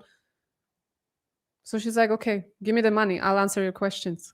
And now it's like, oh, she wanted money for it. What? It's probably never going to happen again. Can we just pause there for a second? The one of the parts of this that is I haven't heard nearly enough people bring up again is the fact that you offered her $300,000 to do the debate, and she counters you. She charged the debate. Oh, 500,000. And then when you guys do the debate, she's running ads. I couldn't. Yeah. Okay, stop selling merch. TPUSA. Stop selling merch. Stop doing ads on Charlie's show. Okay? Stop charging for any type of service. Like, stop taking money. Why wouldn't she read an ad on her show? She always reads ads. That's it. She has contracts with the people, with the brands. They should know how it works. They read ads on their show. Their show. They cannot stand that she makes money. They cannot stand that she's successful. Okay, fair enough. And also, I want to clarify. Andrew offered $300,000. Then she said, as a joke, "Give me 500 and I'll do it." So he's like, "Okay, I will crowdfund the 500 and I'll make it 1 million. So I will get paid 500 and you will get paid 500." So then she's like, "No. We're not doing that. Give me the 300. I'm doing it." I saw it. That was all set up to just say. If you saw the contract correspondence, like these people were just insane to deal with. But My thought process was like, who cares? Just make the whatever concessions they want and get in the room, because I know once I'm in the room, I'm going to be able to expose that there's no evidence for any of these claims at all, and there never has been. So that. And the narrator then goes, unfortunately, he didn't. That was my whole thought process, was like, whatever, just concede to whatever crazy stuff that they want so that we can get there. Yeah. Well, I have another. Do you feel there was any unfinished business to the debate? Is there anything you really wish you'd gotten to, or is there anything, if you had a round 2, without spoiling what your strategy would be should that round 2 happen, that you feel it merits more exploration? You rate yourself 7. No regret. I like how Blake indirectly was like, well, since you effed up the first time, if you had to do it all over again, what would you change? My biggest critique is that I think it would have actually been better if we had done timed rounds so I could hold her feet to the fire better, because she would just filibuster, right? If you look at the debate time, she got twice the speaking time that I did. And you can't be particularly aggressive. It's in her house with, she's pregnant. It would have been terrible optics if I had been as aggressive as I have been in the past. Excuse number 3. Who's counting? We need to take notes. We have excuse number 3. She's pregnant. He could not go hard on her, okay? That's why he lost the debate. He couldn't, unleash the fire on a pregnant person. He had to keep it down. And that's why he lost. Now we have 3 reasons, guys. All very valid. Asked in different debates. I had to take a different strategy here. Ultimately, though, yeah, I think that she needed to be hammered even more on a lot of these questions until she actually gave even more concise answers and reconciled some of the contradictions. But that just wasn't possible in that format. But I think because she's too retarded, she's too inexperienced for him. He's too smart for her, and she's pregnant. Gosh, this is so lame. It makes him look worse and worse. I'm actually enjoying myself. I told you guys this is going to be a longer podcast today. I told you, if you have stuff to do, I'm just warning you, we're going to be here for a while. Ultimately, we got exactly what it was that I set out to do, which is we got the answer, right? That there's no evidence. That's what everybody in the world got. They got the answer. There's no evidence of any kind for these claims. Well, and I think that's why this is going to age really, really well for you, Andrew, because I knew that she had the bigger following. It was going to be like, Candace won, all that stuff. Of course, immediately. We knew we were going to get zerged, and if it wasn't the clip that they picked, it would have been a different clip. It doesn't matter. We knew that the zerg was going to happen. Anytime I've debated with much larger creators or media talent, the zerg happens. There's not much that you can do about it. But they only get about 48 or 72 hours. And then when other people start picking it up and picking it apart, they go, whoa, wait a second. There's serious problems here. Yeah. Well, I am just blown away. I'm blown away. It looks like he doesn't even believe what he's saying. They presented so many reasons as to why he didn't do as well as he could. And they are not naming it directly, like he lost. But it's like, if you could do it again, what would you do differently? Which means you didn't do that well the first time. Yeah. Damn, that's crazy. Well, and so were you concerned she was just going to get up and walk out if you pressed her too hard or if you got too aggressive? Yes. In fact, she wanted to make it very clear in the contract that once we're seated in the studio, essentially her contractual obligation is fulfilled. And so she was trying to make that, part of the agreement of the initial contract. And that was, in fact, I'm sure, in case she did decide that she was getting pressed too hard and then rage quit and then said, but that now I can keep all of the money, right? Because that is such a dumb thing to say. Candace has been in very difficult debates in her life. She has never walked away. Never, ever. I think, look, there should have been a clause like, she cannot punch him or something, she's on pregnancy hormones with the boy. And she says she's, Andrew should have had a helmet. That's what I'm going to say. As we fulfilled our contractual end. Did you put the money in an escrow account or something? Like, where did the money go? I'm sure you had some stipulation of what it would take to release it, right? Well, my attorney said send it to his attorney, because if they don't fulfill their end of the contract and he releases it, they get disbarred. So, send it to him and direct to his escrow. It's their attorney, right? Like if their attorney won't release it to them, then they got a problem. You know what I mean? So that's how I set it up, was we'll send 300,000 to your attorney. I mean, I'm reminded of something that Charlie told us, something Blake and I have reflected on. He said, if you want to understand Candace, just know that all she cares about is money. Which I think he's actually was mistaken about. I think we've probably. seen that it's money, power, it's influence. I don't even know it's power. I think it's money, attention. She loves attention. Yeah, we can speculate more. He couldn't name anything more. He can't talk. What is happening, Blakey? Money, attention. What was the next line? What did they tell me to say? Damn, he forgot. He cannot say it. And again, they say Charlie said, if you want to understand Candace, just, she loves money. And again, no proof he ever said it. But the money thing just I think blew it's me just away. about being able to destroy a person's life and then saying that you're justified in doing it. I knew they're going to use this money against her. And I'm going to remind you again. Andrew Wilson went on Joe Rogan, and he was like, oh, Candace is a coward. She will not. I have this $300,000 that I offered her. I really want to ask her questions. And even with this, she won't say yes. She won't debate me. And he was challenging her so hardcore, offending her so hardcore that finally she paid attention. Finally, she was like, okay, you want to debate? Let's do it. Fine. And he already offered the 300,000, okay? He couldn't back out. And now people are mad that she wasn't like, okay, let's send this money to Charlie's kids, or let's donate this money. And by the way, she said that with this money, she's going to help her sister. She's going to help the church, the Catholic church she goes to. So she's going to make a good use out of this money. All right? They cannot accept that she's rich. They cannot. It bothers them so much. Because you're running a quote investigation. The fact of the matter is that these people have run for essentially a year a massive campaign of slander, doxing, harassment, every sort of horror that you can imagine conducted on other people. And if you even dare disagree with them in a public sense, they move to report your channel. I can show you hundreds of these various messages saying, go to Andrew's YouTube, right? He promised.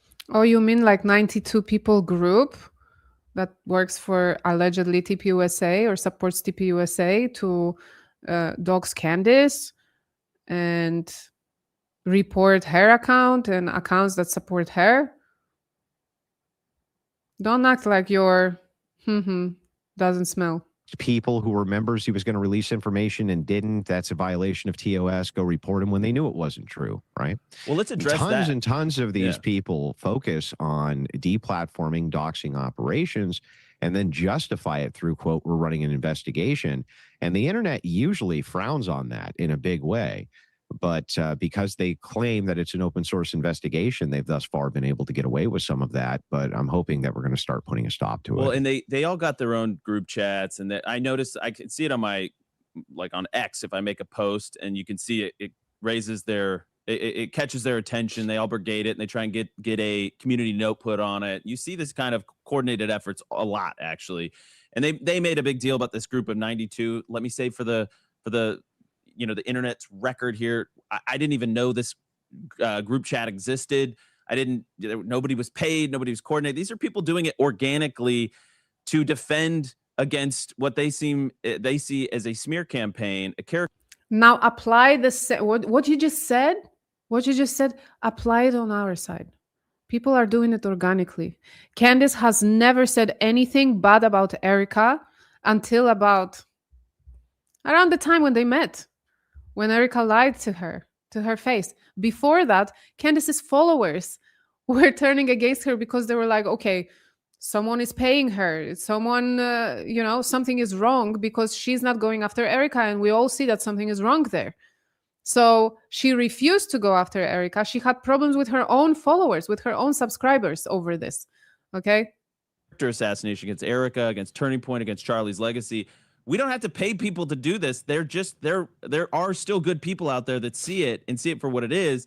And the hypocrisy is crazy because they're doing this themselves. And we can see it in the way that they brigade the comments and they attack your channel. Well, there's no Guys, I was being bombarded with bots before this debate happened. I called it out. I said, Andrew Wilson, it's very weird that since June, he is online with other creators with like army of bots saying that Candace should debate him, that he will debate anybody on that side. Stu Peters, Zach Costello, anybody that is investigating Charlie Kirk's case. He wanted to debate, but the most he was going after Candace and Baron. And I was getting bombarded with bots under my posts on X saying, Candace is such a coward. She won't debate Andrew Wilson. And then we have Erica Kirk. After preliminary hearings, she went on stage again, did her incredible speech. And in that speech, again, she was like, people want debate. And so it was a whole thing attacking Candace that she won't debate. And now, guess what's gonna be Amphis theme? Debate. Suddenly they're gonna be having different debates. So they were going after her. They hired army of bots. I don't care what you say. There was an army of bots. I don't know if TPUSA paid for it or Andrew Wilson or someone else. Okay, but someone was coordinating this. It's first time I saw it on my own account. It was crazy. There isn't any justification at all for you to just say this group of people disagrees with me. So all bets are off. If we just imagine having the power to just make the claim, well, this person could potentially be in on it. And just by saying that, you now have given carte blanche power to people to run massive doxing and harassment campaigns, look for private data, look for private medical records, private emails, private papers and effects, private conversations, various things like this. They now believe that they have carte blanche to all of that on private individuals by just giving the nod. Oh, they might have been in on it. Wink, wink. That, by the way, gentlemen, is extraordinary. Andrew Colvett started it. He started it. Just gonna say that. He was the one that sent the screenshot of the group chat to Candace. He was the one that told Candace that Charlie texted someone is going to unalive him tomorrow, whatever. He was the one. So now Andrew Wilson is preaching from his high horse while Andrew is there like agreeing. Yeah, you're right. Well, he was the one who started it. Ordinary power for one single person on the internet to have. It's extraordinary power. To be able to just mark an entire mob, to go and destroy a person's entire life by just saying they could be a part of this thing. I mean, that's and I think that a lot of people missed that part, that they've been able to justify this by claiming it's an open source investigation. You'll hear Stu Peters say this. You'll hear these guys say this all the time. And what that does is it justifies the horrific behavior. I mean, we've seen this. We know people around here. It's like they just circle around. They're predatory. You mentioned how they like the idea. Again, to be fair, there are some awful people there that are like,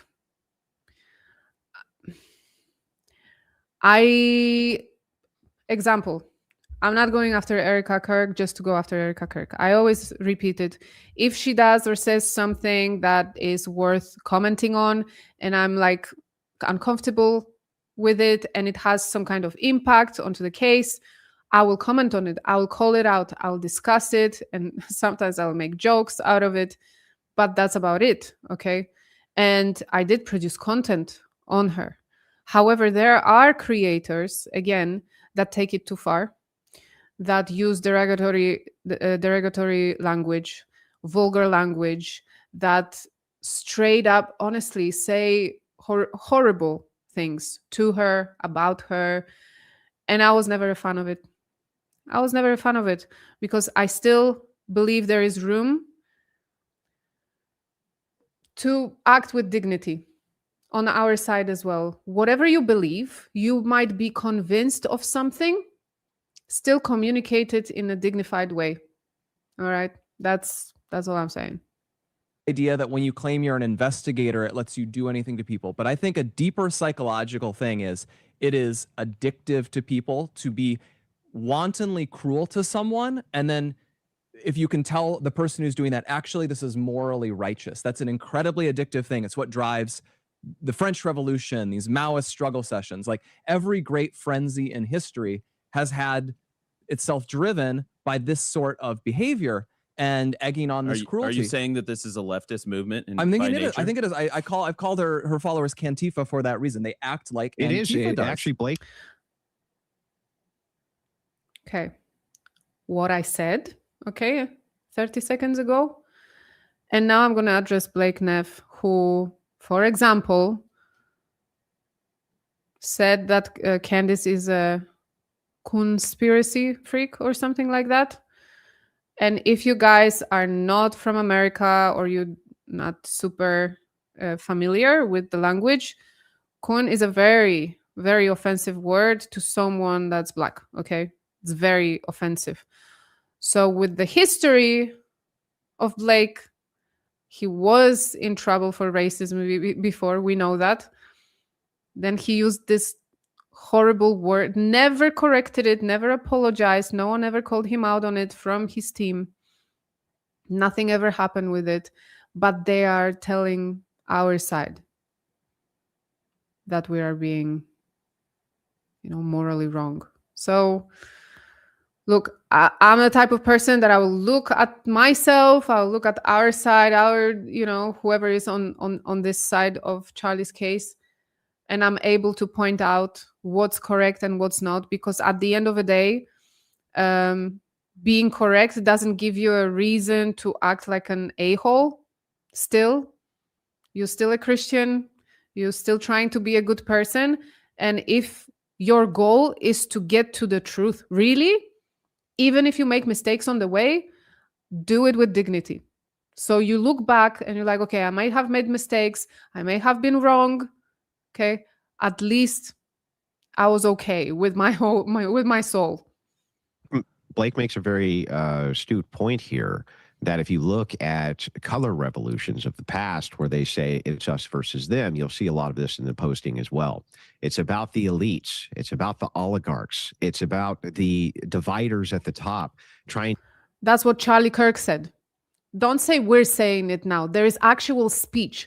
He says that this movement is about us versus them, about us versus the oligarchs, okay, versus elites. There is a full speech at the Trump's rally. So now you see how they turn it as if we were crazy, as if we were not familiar with the content, with what Charlie wanted.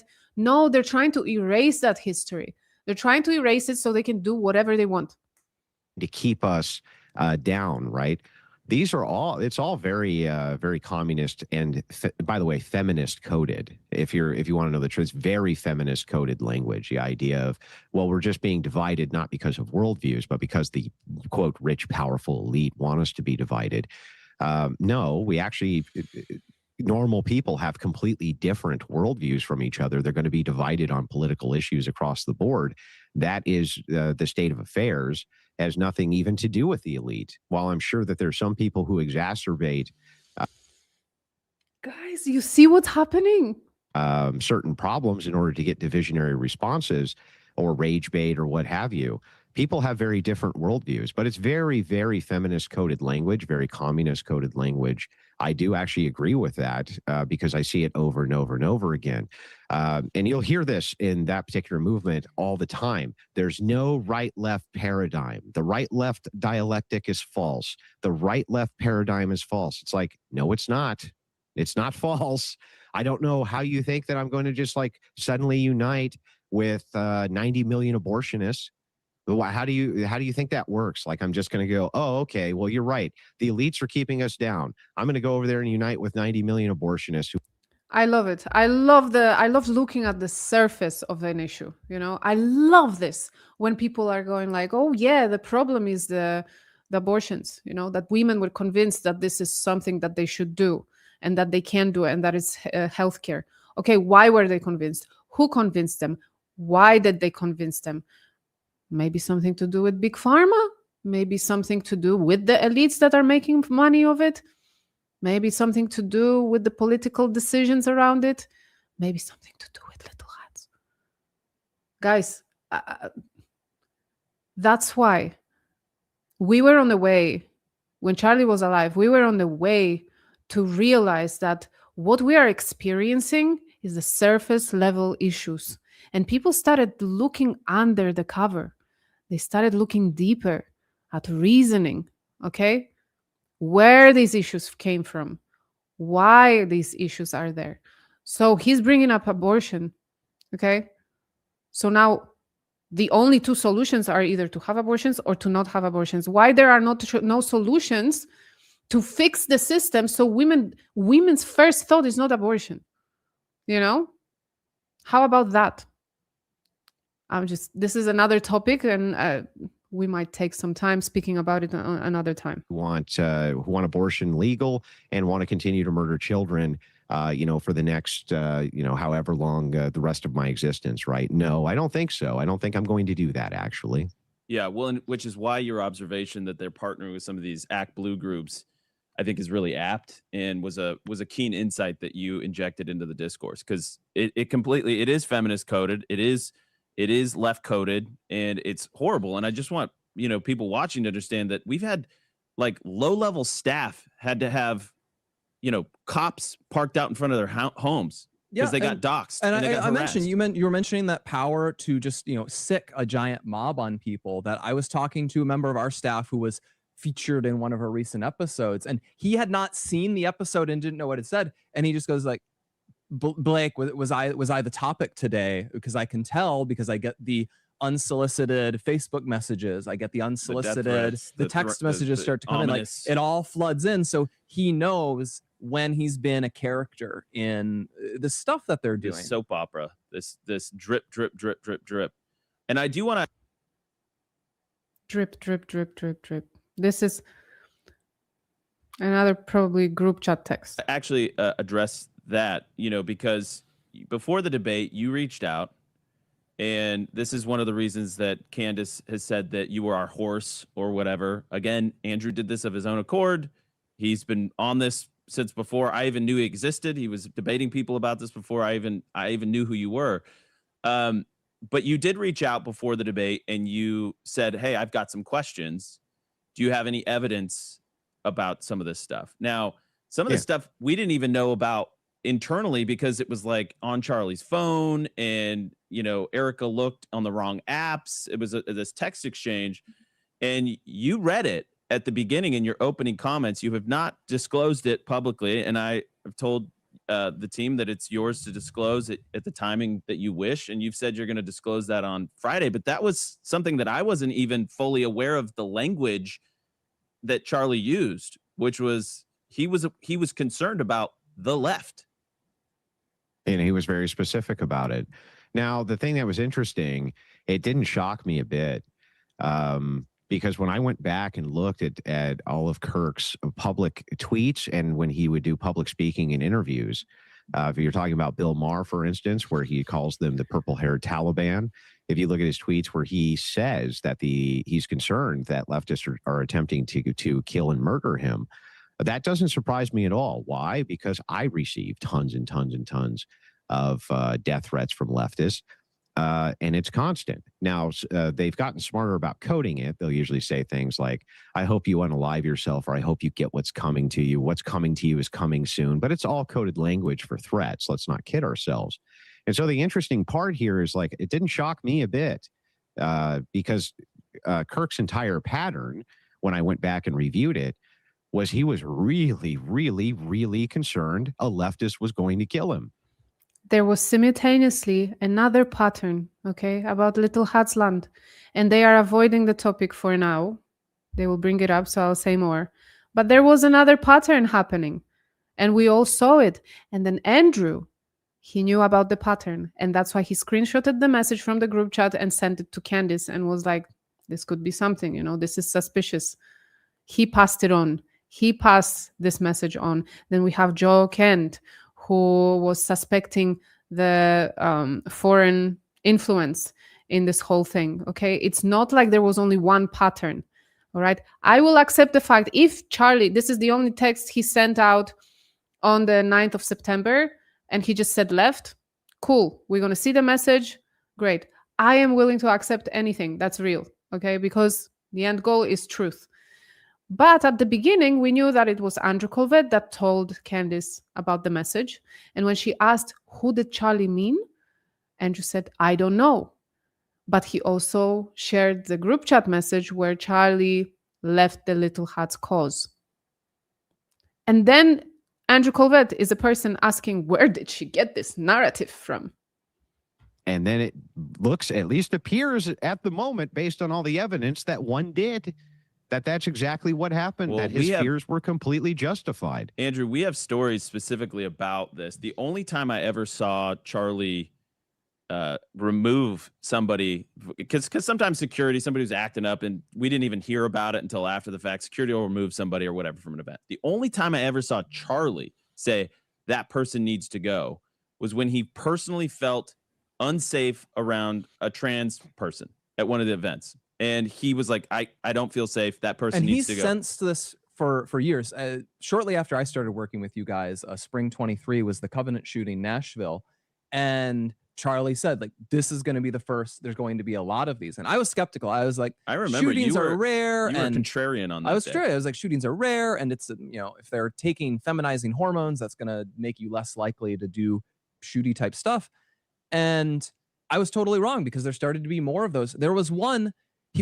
I remember him saying like a trans person might do it. This was not a text, otherwise I'd show it, but it was in person because a few days before September 10th, there was one up in Canada, I believe, where again, it was one of the, I think it was an MTF, and they went nuts and shot up their school or some sort of function like that. And I think the family, anyways. Yeah. And so before we do these tours, we would put together these binders. The team would work on binders. Different people would get different topics. And it was for him to study, right? Talking points, stats, new surveys that came out. And for the fall semester, his express direction to the team was don't put trans stuff in the binder. And he wanted to go easy on that subject after the election. Didn't feel like he wanted to hit it. Didn't want to poke the bear. We're winning that one. And he was legit. Okay. Wait. So there was an interview with Hunter Kozak, the person that asked that last question to Charlie Kirk. He said that he was like kind of at the end of the queue. And someone from TPUSA came over to him and asked him what was his question. And he was asking about T violence and shootings. The question actually that he asked him, the last question ever asked to Charlie, and they put him in front of the line. So now they're saying they were trying to avoid the topic, but actually on the day, they brought Hunter Kozak to the front because he had this question. Am I missing something? Am I being crazy right now? What is happening? Legitimately worried about that specific topic. So there's like, and yeah, and you mentioned the Bill Maher clip, and there's actually a major part of this that you guys may not actually know about. For that justifies Kirk's fear of this even more. Okay, I'm going to skip a little bit because that might be problematic for the channel. So they are talking about T violence and all that. Andrew, they talk about how Charlie's channel had problems because of talking about it. So that's why I'm going to skip it. It's nothing connected to the case they're discussing. Sign off for our Real America's Voice family here in just about a minute and a half. But, I think to wrap this up, and then we're going to transition, we'll keep going, and you get to then ask us questions because that's what we agreed to, and we're an open book, so you can feel free to ask. And if But- you would like, I can always, if you want to keep it within the time constraints, we can always come back next week and I can ask. No, the I think let's questions just that keep I'd like. rolling. Let's just keep You rolling. sure? What about the drip, Andrew? Don't you want to do the drip? No, I'm kidding. We could I'm do kidding. the drip. Go ahead. That's actually a We fair can do point. the drip. By the way, the team confirms we were demonetized and Charlie was demonetized. Well, that doesn't Yep. surprise me because you were dealing with the T-Mob for a long time. One of the fact checkers I had there demonetized them, so it was just take it off YouTube and go to alternative platforms if we even wanted to. Just began breaking it up. We stopped streaming Charlie's show on YouTube. We're gonna keep going. We're transitioning over to wording, phrasing. Whoops on the wording. Yeah. We're to the Crucible. You're gonna drive, and I guess we're the guests here. So we are men of our word. So the floor is yours. Yeah, one of the reasons that I agreed to do the interview is because my own audience has had many questions about this since I began discussing these lunatics online, essentially, Sure. and that's what I consider them to be. And I thought that maybe if they heard a lot of what I had heard, that they would kind of understand my thought process and how I got to some of these inductions. Probably And so not. I'd like to start by going all the way back, and maybe you can tell us actually what the relationship was between Candace Owens and Charlie Kirk. What actually was it? Yeah, I'd like to go first there, even though you have far more to say, Andrew, because I can just speak from my perspective as someone who arrived late 22, moved out here in 23, that I have never met Candace Owens and don't know her. And curtain closes. Therefore, no opinion. Maybe I saw her in person once at a distance. Maybe I shook her hand. I've never had a conversation with her to my knowledge. And I think that speaks to something because I was with Charlie for close to 3 years. And I feel like I met most of the people Charlie was super close with. I met donors. I met his family members. I met his team. I met a lot. And I don't know Candace. So I like to use that as a preface, but you have more that you can say about that. Yeah, and Blake, you have that great video Yep. that everybody plays of you reacting to Candace. Where I'm kind of like raising my eyebrow a little. It's fair to say Blake was early on the being suspicious train. If you go back far enough, I mean, that's why. I mean, I put up. He was raising his eyebrow because she's not white, allegedly. My opinion, based on his previous stories. Out that tweet basically saying, Candace, your central foundational lie is that you and Charlie were friends. You were not friends, right? Show me something from recent, the end of Charlie's life, the last 12 months or whatever. And I think she and then I said 18 months, 24 months. I think she showed something at 22 months. And so I got community noted, right? Okay, whatever. What I can tell you is that I think Charlie and Candace were friends back in 2018, part of 2019. That did not end well. I'm just going to point out another hypocrisy because they were just complaining that we demand for them to share some text messages as a proof of their relationship and their communication with Charlie about certain things. But now Andrew Colvett just admitted that he asked Candace multiple times, share something that proves you were friends. Share something from this year. Share something from that year. So they have a right to ask us for proof. We don't have a right. Candace, no, she cannot ask questions. At all, actually. Could you give more details there? Even I would like to hear that. Like, what caused her to depart, if we can say? Well, I mean, there's two things, really. And part of it is you got to give credit where it's due. She was a rising star. She was growing really fast. Charlie famously sort of offered her a job. What did you... sorry if I missed something that you said, Andrew. Oh, okay. No, you're good. Yeah, so she was, Charlie offered her a job basically right on meeting her. Kind of saw that she was somebody that could help Turning Point, help the movement, in his opinion. And then they she explodes onto the scene. Kanye had that tweet where it's like, I like the way Candace Owens thinks. And it was kind of like a rocket ship, right? And then they had, but she became more and more difficult to work with, more and more issues with the team. And then she had that moment when you say difficult to work with, what do you mean? I think, she was very aware of her rising star power. And so she started exerting more demands on timing on where she could be deployed, what schools. And So she was basically becoming like a prima donna. you could use that That's word. what I've heard. I've definitely heard complaints from people who have worked with her. Yeah, and that continued on after when we started working with her later on. Just I think she canceled an event with us, and our event team still tells this story.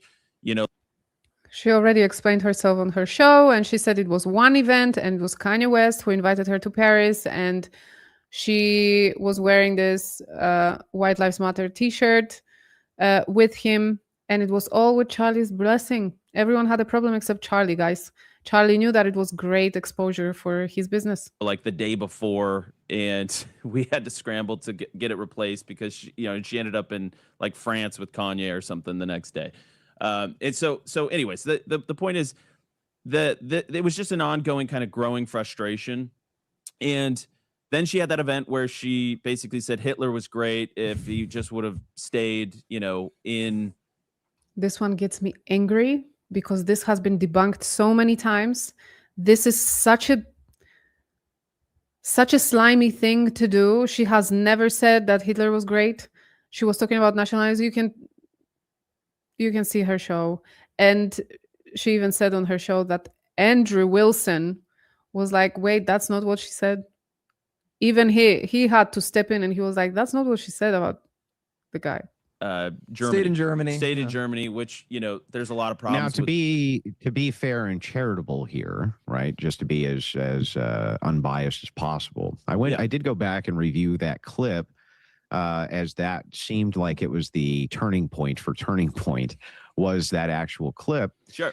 It seemed to me that she wasn't actually trying to make any sort of like apologetics for Hitler, but rather she was trying to make a comparison to nationalism and saying that as a nationalist, she thought he did a good job. And then, she basically just kind of misspoke and buried herself with that particular lead.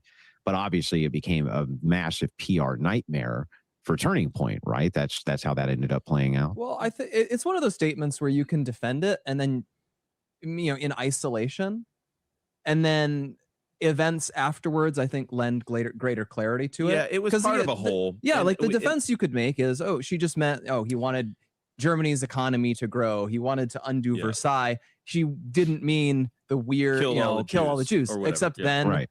2023, 2024, she actually becomes obsessed with the Jews all the time. Yeah, I would say it was part of a whole, though, to your point. Yeah, you could, if that was a one-off, you probably could have defended it. But then we had Andrew Colvett, you have a chance to say, to be fair, I was the one who screenshotted the group chat message and sent it to her. And I led her down that path when it comes to Charlie Kirk's unaliving. To be fair, to come clean. Will he?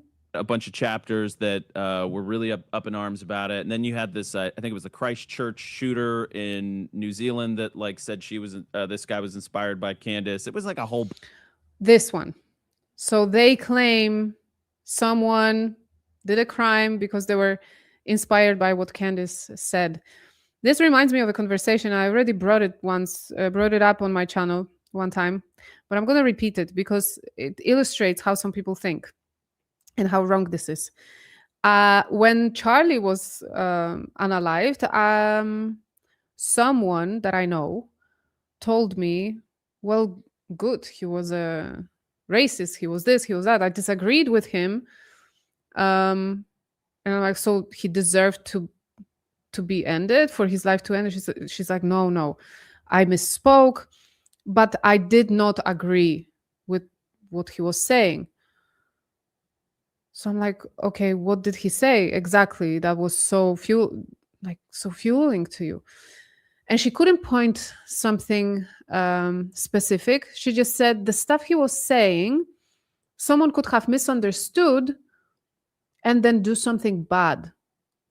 And I'm like, well, he spoke always with love, and he talked about Jesus and compassion, and he did argue his side of political spectrum, but always in a loving, compassionate way with a little bit of sense of humor. It was never offensive or meant to ignite some kind of action, some drama. So she's like, yeah, he himself, he spoke okay, but his words might have been taken as something negative. And then once someone understood it this way, they could have become a problem. I'm like, so let me get that straight. It doesn't matter how well he was communicating, with how much love and compassion and all that. You say it's his fault that someone did something bad by taking his words out of context or anything like that. She's like, yes, it's his fault. It's his responsibility. So I'm like, okay, if I'll say, for example, I don't like, or like my favorite color is blue. Okay, that's all. I'm saying my favorite color is blue. And someone will say, oh my God, Kasia hates all the colors. Kasia, the most she hates green color. She says she only loves blue. What kind of discrimination of colors is this? Who's at fault here? Am I at fault, or the person that added those things on top and took it in a negative way? She says, you're at fault. She told me I'm at fault. I'm responsible. So there are people who truly think this way, who truly take it the wrong way. It's ridiculous. Bunch of stuff. And so it didn't leave on good terms.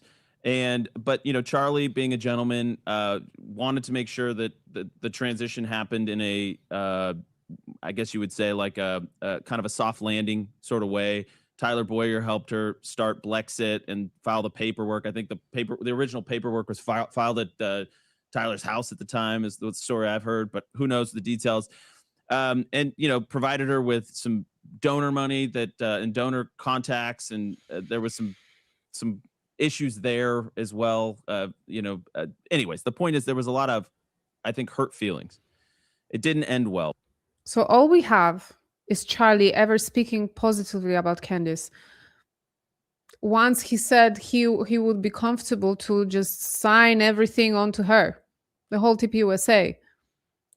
He always said she's a great friend, that they have a lot of things that they disagree on, but that's what makes it fun. And he will never turn away from a friend because someone is pressuring him from up because of political stuff.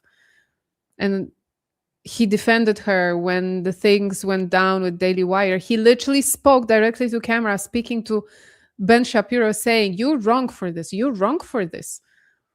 But now suddenly he had all these hidden issues with her. I'm not buying it. But Charlie's always a guy that is willing to sort of let bygones be bygones. He was always focused on the greater mission, the movement. It was not coalition builder, right? Yeah, it's coalition builder, and he wouldn't focus on internet feuds. He never got into that. One of the reasons that we were probably slow to respond to some of this stuff is because we were trying to emulate what Charlie would do, which was people would attack him all the time, and he would just kind of like be like, hey, we're going to rise above it. We're going to keep doing good work, and that's the way forward. And I mean, eventually, at some point, it becomes impossible to do that, right? And in this instance, it's genuinely sad in that I think she and others were able to take advantage of Charlie's own goodness as a person. That if he has differences with someone, he's usually going to operate privately. He's not going to speak about it. I mean, we know plenty of other cases where Charlie had drama with donors, and he wouldn't even necessarily share it with other people in the organization, because he wasn't a guy who was just spewing out his problems, his beefs, his concerns, his feuds.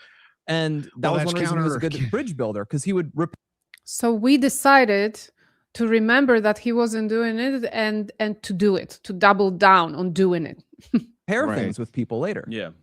Well, these things would be essentially counterintuitive if you're trying to have this massive reach of coalition building for the purpose of winning elections. And nobody takes away from Charlie Kirk or Turning Point USA that they likely assisted a great deal in Trump's election, which means that this coalition building that they did actually worked quite well.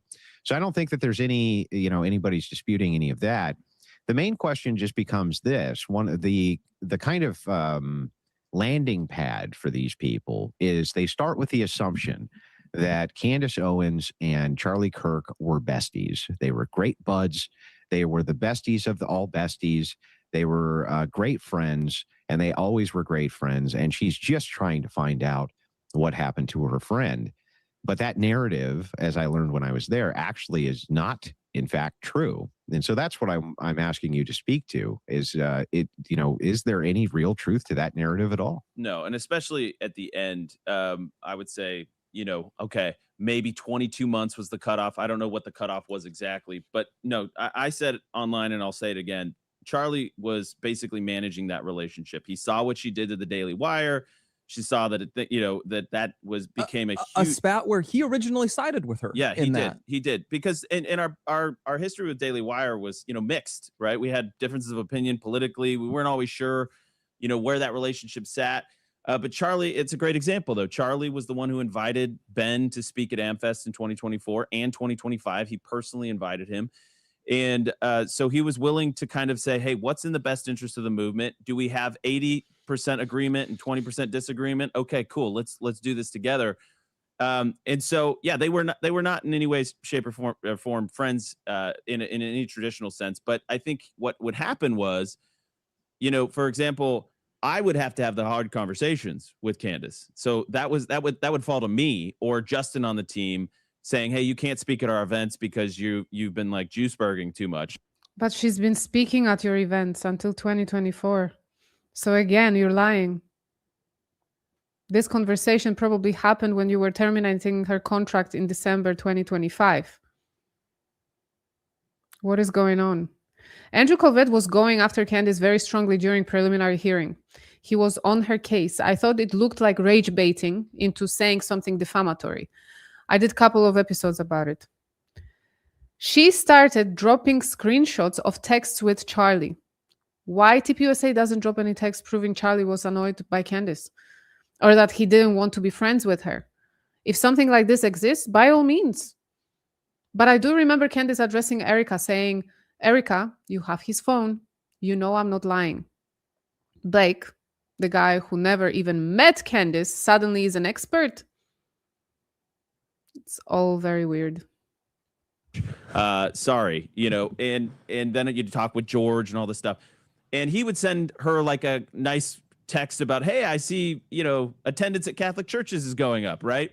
So that was kind of basically the way the relationship worked. But she didn't come to his wedding. She didn't come to the memorial. I did actually invite her to the memorial, but she didn't come. I invited her and George, not to speak, but to attend, right? And that was. This means nothing because a lot of people didn't go because they were afraid, they were scared for their safety. Okay, even Tim Pool. He said he made the difficult decision not to go to the memorial because he didn't feel safe after what happened to Charlie. Fair enough. It's 10 days later. Fair enough that people are uncomfortable, especially if they have controversial views and they speak them out loud like Charlie did. Before everything got really crazy. But I will tell you, Charlie, this is another proof point. Charlie, she called at some point, I believe it was February 2024.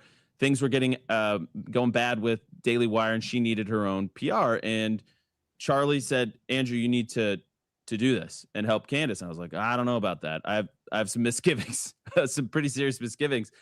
And he was like, he wanted me to keep her, close to help protect the organization, and that was one of his strategies. And so, there was an article written right at the beginning, right after Charlie was unalived, that Candace and Charlie weren't friends, for a long time.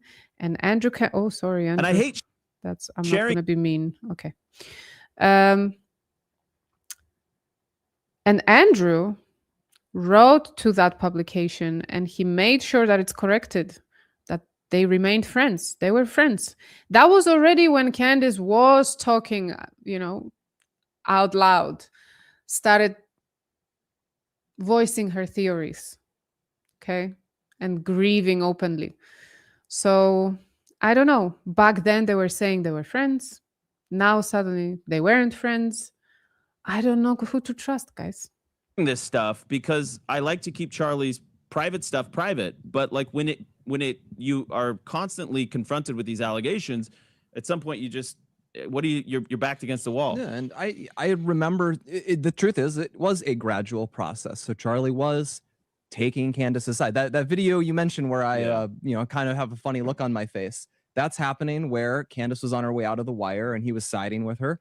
And I was telling him, Charlie, I don't think Candace has gone beyond the pale yet, but I think eventually she will. You were I've early on that. seen this process play out. It tends to not go part way and then I remember stop. Blake kept predicting like she's on a bad trajectory here, Charlie. Like this is not going to end well. And I love that about Charlie. Charlie was always sort of like hoping for a redemption arc, hoping that he could pull somebody back in and get them into the fold. And he always held out a little bit of hope in that way. So you saw this where it's like stuff breaks down. So I think even in spring of 24, she was doing events with us. I think that was her last one. The standard where Charlie's west of the Mississippi, she's east of the Mississippi. And then she gave birth. They're like, oh, it was the last one. Yeah, then she had a baby. Goes away because she's going too nuts. And the communication is becoming less. The appearances are becoming less. And he's not going to go out and say, Candace is terrible now, I'm going to dump on her. That's just not the nature of what Charlie was doing. He would never do that. And I don't know if we've answered your question, but I mean, there's Actually, Charlie was pretty good at calling people out. I'm going to find some examples. He was pretty good at calling people out. And if Candace did something, he would call her out. I believe so. There's a lot there, but it was. I think you did. The team. You could ask anybody on the team, by the way, like from the events team to the field team to like senior people to lower people. I did ask around when I was there. I was curious, right? You know me. I can't help myself. I didn't actually see you asking this kind that of stuff, but I wasn't there the whole time. But I'm. It's fascinating that you did. So. Yeah, I always, I'm always trying to dot my I's and cross my T's. I'm a curious person by nature, but I do want to ask this too. So moving forward, in September, right? These attacks didn't seem like they were all that prominent yet. She didn't seem like she was moving over to kind of a vicious attack of TPUSA until slightly later than September. October, so, yeah. The question becomes like, what happened in that period? Did you have communication with her? Were you talking to her? Were you concerned about her safety? This type of thing? Yeah. Here is your chance, Andrew. You can come clean.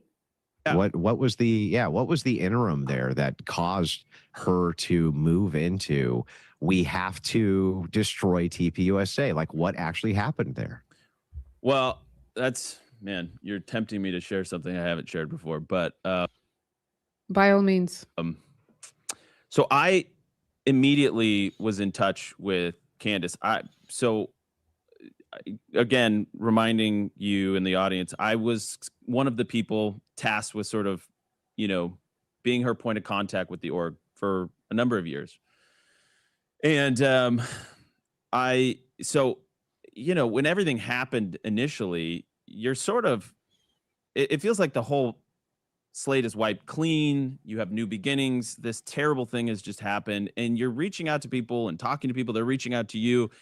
And it's just an overwhelming sense of like, we're all living through this tragedy together. Bygones be bygones, water under the bridge. Okay. It's been tense. We've had our differences. But we just lost Charlie. And, I think you're operating under a place of hope that, we're all in this together. And so I was very happy in the immediate aftermath to communicate with Candace and share what I knew and share what facts were coming in. Get to the point. And I was, really worried about her safety, especially that day of. There was rumors floating around that I was later told were disinformation, that they were maybe targeting her and Tucker and maybe even Megyn Kelly. And apparently that just turned out to be misinformation, presumably maybe Russian. I don't know. But people were picking stuff up, send it to me. I wanted to make sure she was aware of those potential threats. And then we just kept talking. And, what I think I think that we stopped communication in October because it just became extraordinarily clear that this was heading in a terrible direction and she was no longer operating in good faith. But I remember one conversation, it was probably like 5 or 6 days after. And I remember I had flown to DC. It was the conversation that you had when you told her it was supposed to be you? We had JD Vance hosted Charlie's show on that Monday after. So Charlie was killed on a Wednesday, and then JD hosted the show on the Monday. So I remember I flew back, landed in the airport, and I believe I was talking to Candace, and she said something that I've not publicly communicated yet, but basically it was that if the wrong people take over the organization, and she said this, I'll never forget it. She says, "I will burn down that organization. I swear to God." And you mean Turning Point? Turning Point. If the wrong people, and I just assumed because she was very obviously there were anti-Jewish. rumors at this time, like it was This is chatter 5 days, online. 6 days after, whatever it was. She said, "I'm going to burn down that organization. I swear to God." And I just thought she meant if the Jews take over. Or something Ben like Shapiro. this. I want to point something out because I watched the podcast of Andrew Wilson as well. I watch all this trash for you guys. Okay. I watch all of it so I can report to you. And I did report to you on that. And Andrew Wilson on his show said that he has proof that Candace was trying to destroy TPUSA from very early on, from September. So he heard this information before. He is playing shocked. He is pretending shocked, but he knew this information before. And Candace on her show last time, she already explained it. Andrew was sending her all these leads that were leading them to conclusions about Little Hadsland, okay?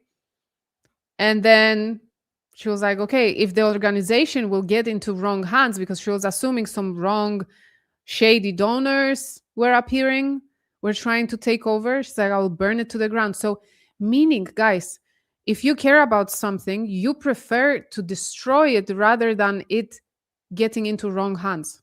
All right, in that sense. But he, of course, like all the clips they post of Candace Owens, he will speak out of context and just like a trim of the conversation that they had.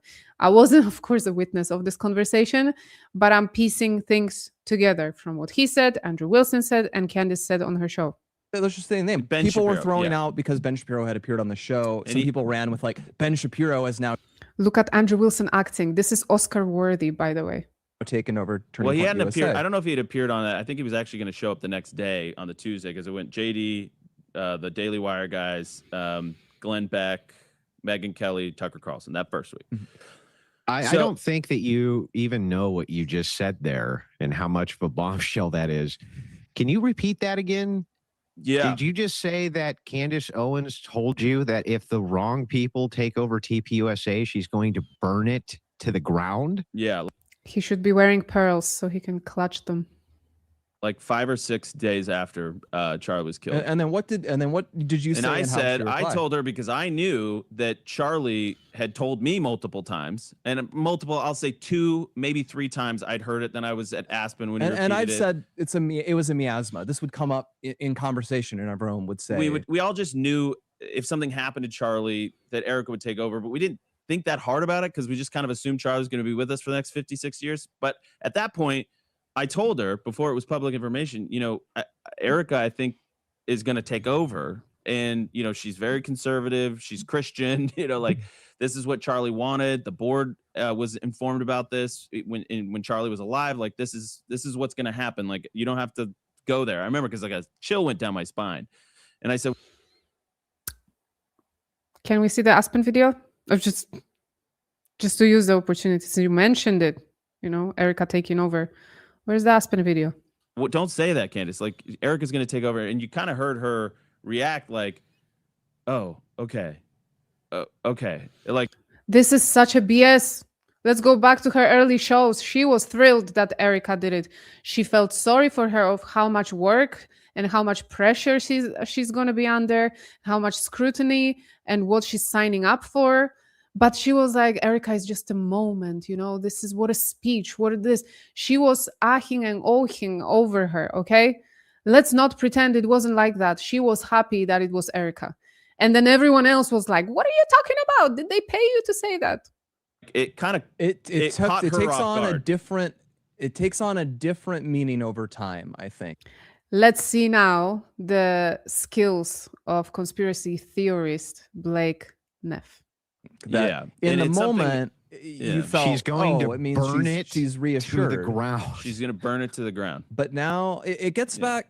A thing I've said is I think the You're nature of, speculating. this is a speculation on my part, and again, I don't know her. This is just kind of my read on her behavior, and I've been around a lot of people and in media and so on. I think Candace is narcissistic enough and kind of delusional enough. We mentioned we would do these campus tours where Charlie's west of the Mississippi, she's east of the Mississippi. I think Candace was able to tell her a story of, I was Charlie's equal. I was the other person who did campus events just like Charlie did. Says the guy that never met Candace. I am the natural successor or replacement to Charlie. Says the guy that never met Candace. And I think she managed at some point to convince herself that she would get a call and be asked to take over Turning Point USA. And when that didn't happen, she experienced it as a colossal ego injury. And a lot of things flowed out of that. Says the guy that never met Candace. This is literally conspiracy theory. You know, that's how they are born. This is what happens on our side that you hate when we do, when we try and connect those dots and find the reasoning behind it. Okay. That's what I personally suspect. To be fair here, I'm going to try to keep the speculation to a minimum, as people are often always speculating about other people's motivations. They often get that incorrect. I'm not sure exactly I think what what the motivations are. But I can know. tell you that there's a huge, that like what you just said there is incredible. She said that early on, that if people took over that she didn't like, she was going to burn it to the ground. That's an incredible statement. Well, and the Oscar goes to. Think about how early it was. That was, and that it was immediately on her mind by extension. And then and so I remember the first time she mentioned me on her show, and I experienced the wave of like comments and searches. And I could actually see it because immediately afterwards I took steps to protect my family's personal information online. So we had like a company that helps with privacy and stuff like that. And I just actually got the year in review kind of like report, and it shows this huge spike in early October. But I think the first time like people trying to get your info? trying to access private stuff and doing all these like weird searches on you or whatever.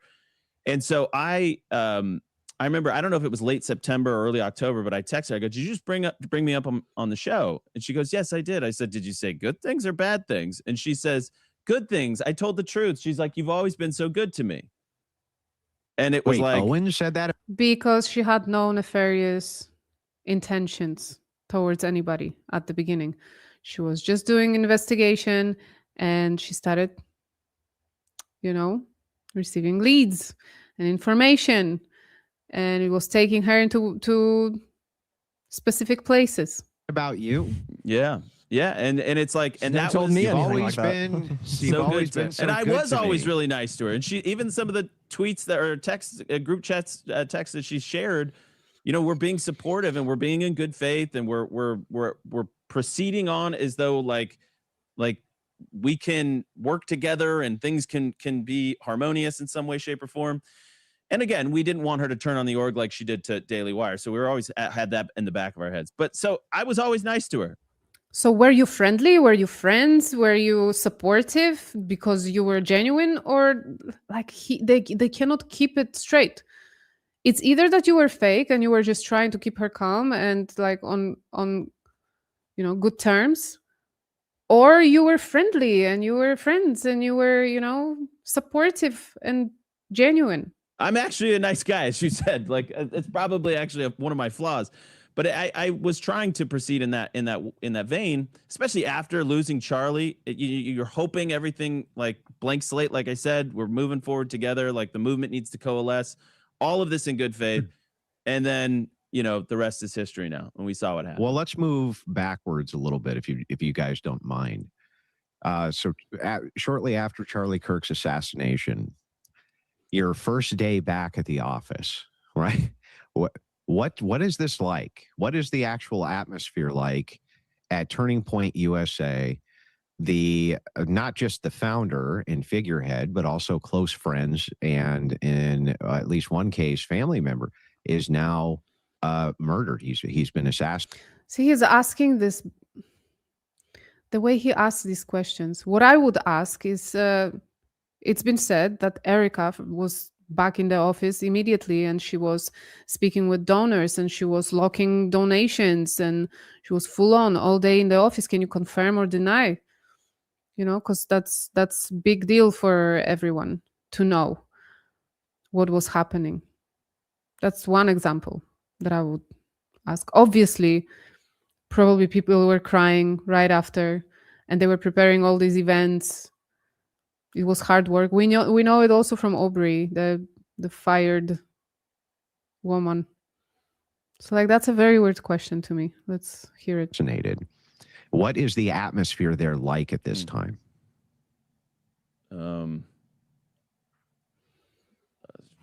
Like horrible. Like it's like that scene in Saving Private Ryan where like the bombs go off and just ringing. You know, it felt like you were walking through a cloud. You know, everybody crying, hugging, a lot of that, comforting each other, and at the same time, the way there's so much activity because everyone's there who's buzzing. Normally not there. Yeah, there's hundreds of people outside.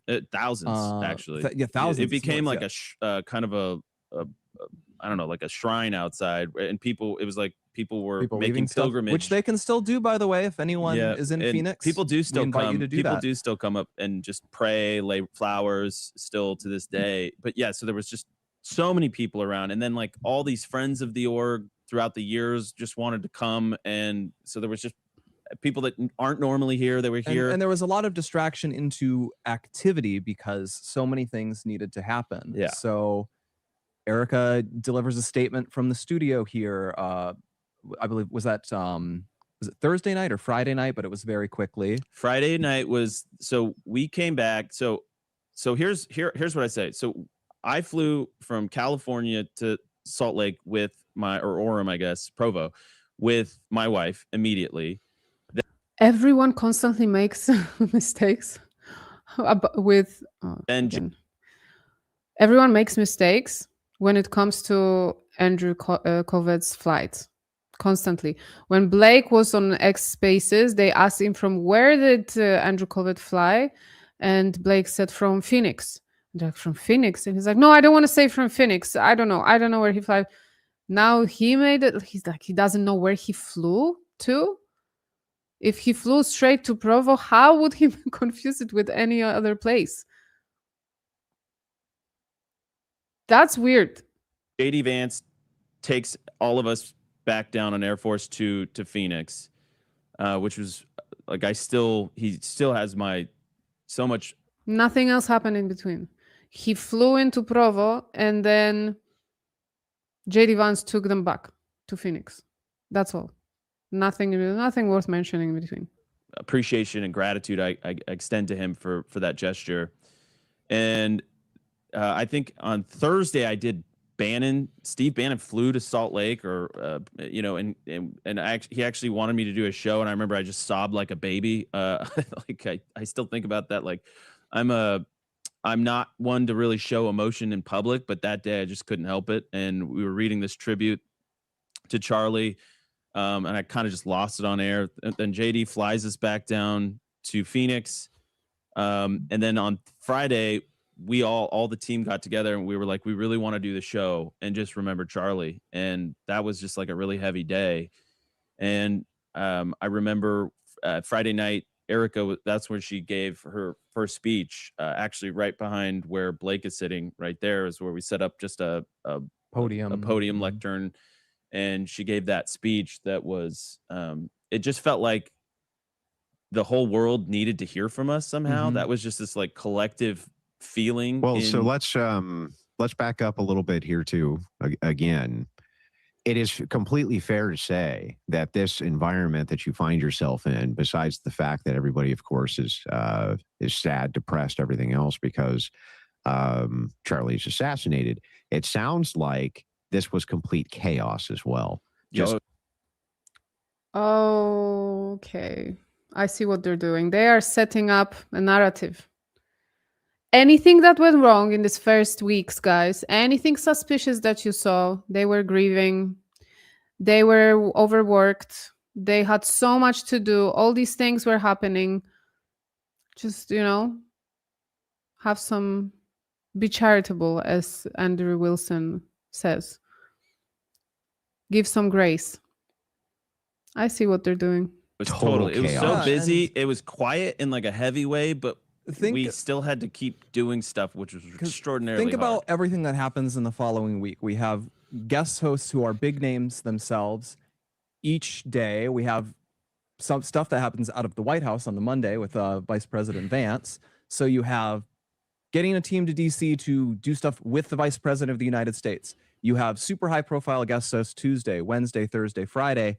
You have the memorial, which is a full, like the most massive event Turning Point has ever done. And that's it's on a just turnaround madness. of 10 It days. was absolute madness. Nobody made them do anything. Nobody pressured them into doing anything. It was Erica probably that wanted to be on camera just 2 days later. It was them that decided to have the daily guests in the studio. And it was them and Erica, allegedly, who wanted to throw an event of the century. Don't tell me it was hard, that you were working through grief and then went on Zoom call and counted how much money you made and how much merch you sold. I can't have empathy for this. I mean, those were decisions. Those were executive decisions. You could have taken your time. Erica could have taken her time. But no, you wanted to use the momentum. I know it. You wanted to use the momentum, not to lose a day. Okay? So now telling me, oh, we wanted to grieve, but it was chaos because we had all these things to do. Who decided to do these things? Who decided? It still blows me away the way the team pulled together to pull off the memorial. Like that shouldn't be possible. So is it fair to say then that you guys were leaning very heavily towards friends and influencers to help you guys get on track and figure out where you were going and what you were doing? Of course. Yeah. And so it stands to reason one of these influencers perhaps was Owens, right? That makes sense for why you would contact her. She contacted me, I various contacted things with- her. It was both ways. Yeah. Yeah, so that makes sense. So in a way, some of these influencers that you are contacting to kind of help you get through a very dark time in Turning Point's history, the darkest time in Turning Point's history, and then one of them used this to their advantage to later leak these various messages and this type of thing in order to utilize that against Turning Point. Is that a fair statement to say? I think that's a fair statement to say. Doesn't Blake doesn't understand what just happened. He's like, what? That seem diabolical? Like that? Like that? It's deeply wounding. I've seen. Yeah, I've seen some horrible things, but it seems overtly diabolical to take advantage when it's the case that there's absolute chaos and a emotional turmoil in order to integrate yourself into that to later be used for the purposes of profiteering and to, quote, burn down this organization. So it's interesting.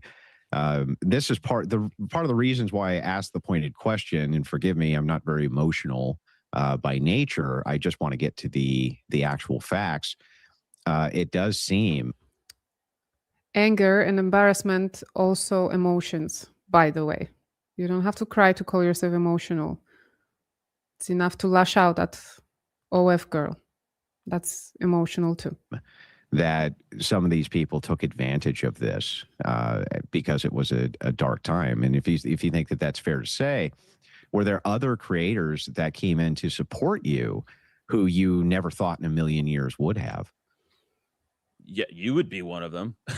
You know, I mean, I try and keep things private. Like I genuinely, there's a part of me that's so disgusted I have to discuss any of this stuff because my nature is to, you know, use discretion and keep private conversations, phone calls private. Right. And so I'll do that here. But yeah, there was absolutely a bunch of people that, you know, from the wider movement, you know, Turning Point had a lot of connections and still does, obviously, but with a lot of people, right? But they're not everybody. There were some people like yourself that we weren't connected with, or, you know, you insert name here that we're not really close to, but a lot of those people came out of the woodwork and just reached out and wanted to help and have continued to do so, actually, which is one of the, you know, people often ask Blake and I, like, how did you get through this? How do you get through it? Well, first of all, our faith in Jesus Christ.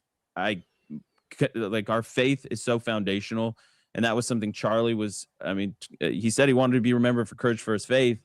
And, you know, he surrounded himself with a bunch of people that are Christians and Catholics and devout people. Secondly, my marriage, my wife and I, like, our relationship has been closer than ever. My kids, my family. But thirdly, No, but I thought Candace Owens was breaking up marriages. That was another narrative out there. was the larger community rallying around us and continues to, and despite the attacks. That's what's been actually pretty encouraging. There's a lot of people out there that are saying that don't, you know, maybe they haven't gotten into the fray, but they have our backs, or maybe they have gotten loud, you know, but the people I wouldn't have expected. I will tell you, doesn't it person seem to be, I mean, real quick, I'm sorry to cut in. That's doesn't right. it seem to be an unrealistic, this is one of the problems I had when I was going back to falsify my own claim, was realistic expectations.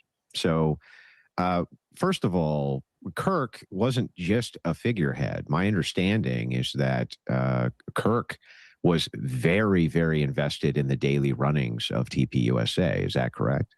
Yeah.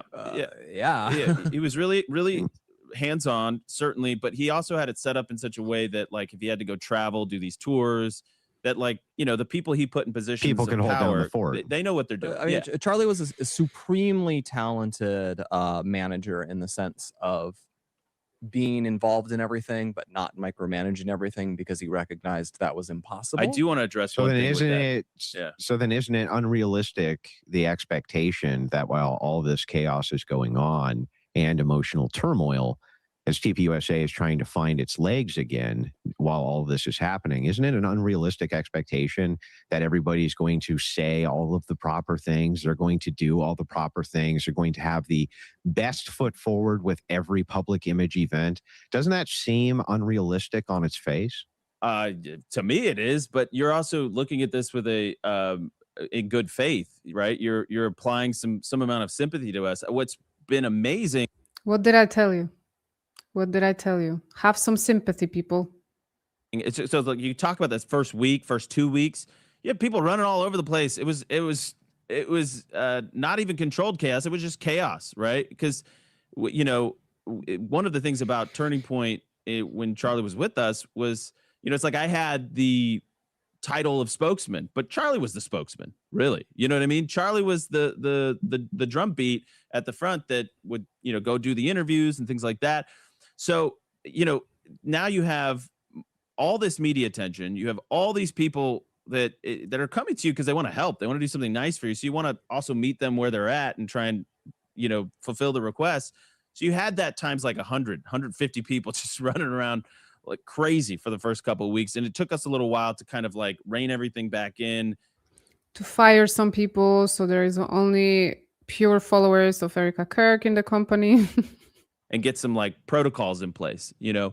So it was complete chaos, I will say. Yeah. Yeah, I understand. Now, you had wanted to make a point just before. Oh, yeah, because so much had been made, at least earlier stages, about this like Doge audit and stuff like this. Well, I just want people to understand, Charlie, we talk about him being hands-on. Charlie, I don't know the threshold, but it was like $1,000 or like $500 or something. If there was an expense going out the door that was over, and it was like around that, but like $500 to $1,000, he had to review it first.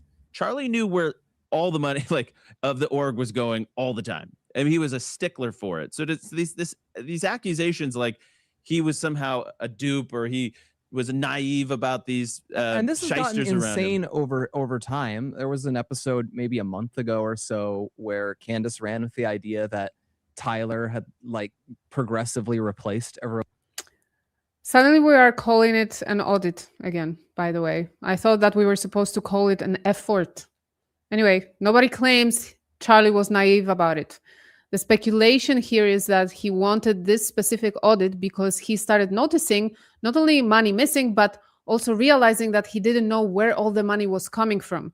He literally said in his email that there will be a brand new team that will audit everything and everyone. And we're silly to take it seriously, guys. Going at Turning Point to turn this evangelical org into a Mormon mafia. And every single person she named as part of this Mormon mafia had been at Turning Point longer than Candace Yeah. had been. That, okay, yeah, our camera guy who was Mormon took your headshot when you came here. Yeah. Candace. So, anyways, but the point is, like, Charlie just loved Doge. He was a big fan of Elon. He thought it was like a cool, like, internal. Charlie just liked the idea of the Dodge audit, so he just wanted to have it at his company. I cannot this voice. Why? So from one side, they're saying he was a genius, he knew how to run his business, and then he wanted this extra audit just because Elon Musk did it. Messaging, hey, we're, it's just. I think it was literally on par with your high school. Like the idea is like, find ways to be more efficient here because Yeah, it was just Doge. driving internal excellence, iteratively excelling and getting better. That's all that was. It wasn't some like untoward thing where he's trying to hunt down, people that are, I guess laundering the money or something. So it just many things like that have been misconstrued, portrayed wrongly, and just with like so little grace or understanding, or credit to Charlie for actually knowing how to run an organization. So essentially, disgruntled former employee, disgruntled former employee, gets upset. Let's keep going. This is great. Yeah. Tragedy. So this whole conversation, the main conclusion is that Candace is bitter about being fired from TPUSA. Okay, cool. I mean, what to say? There are a lot more questions that I do have. If you guys will humor me for just a few more minutes. Yeah, let's go. Why not? All right. Well, let's fast forward now. We kind of went backwards a bit. We're going to fast forward to when these attacks really began to escalate, especially from the various people all over the internet. Many of these people who I've looked into have been at this for many years, attacking various organizations, attacking various content creators, anybody who essentially doesn't go along with their whatever it is that they believe. This month they're going to be ruthlessly attacked. You had mentioned earlier, before we started my end of the questioning, that TPUSA really didn't have any sort of online defense mechanism from this type of thing. What are these questions? These are the questions you're asking. What are these questions? This is not genuine question. This must be staged. Come on. Nor was it expected, obviously. Could you dive into that a little bit more? What do you mean, like an online defense mechanism? Sorry, just be a little bit more specific. In other words, you said that Kirk stayed away from internet beefs. He stayed away from kind of the online drama sphere. He stayed away from that type of thing.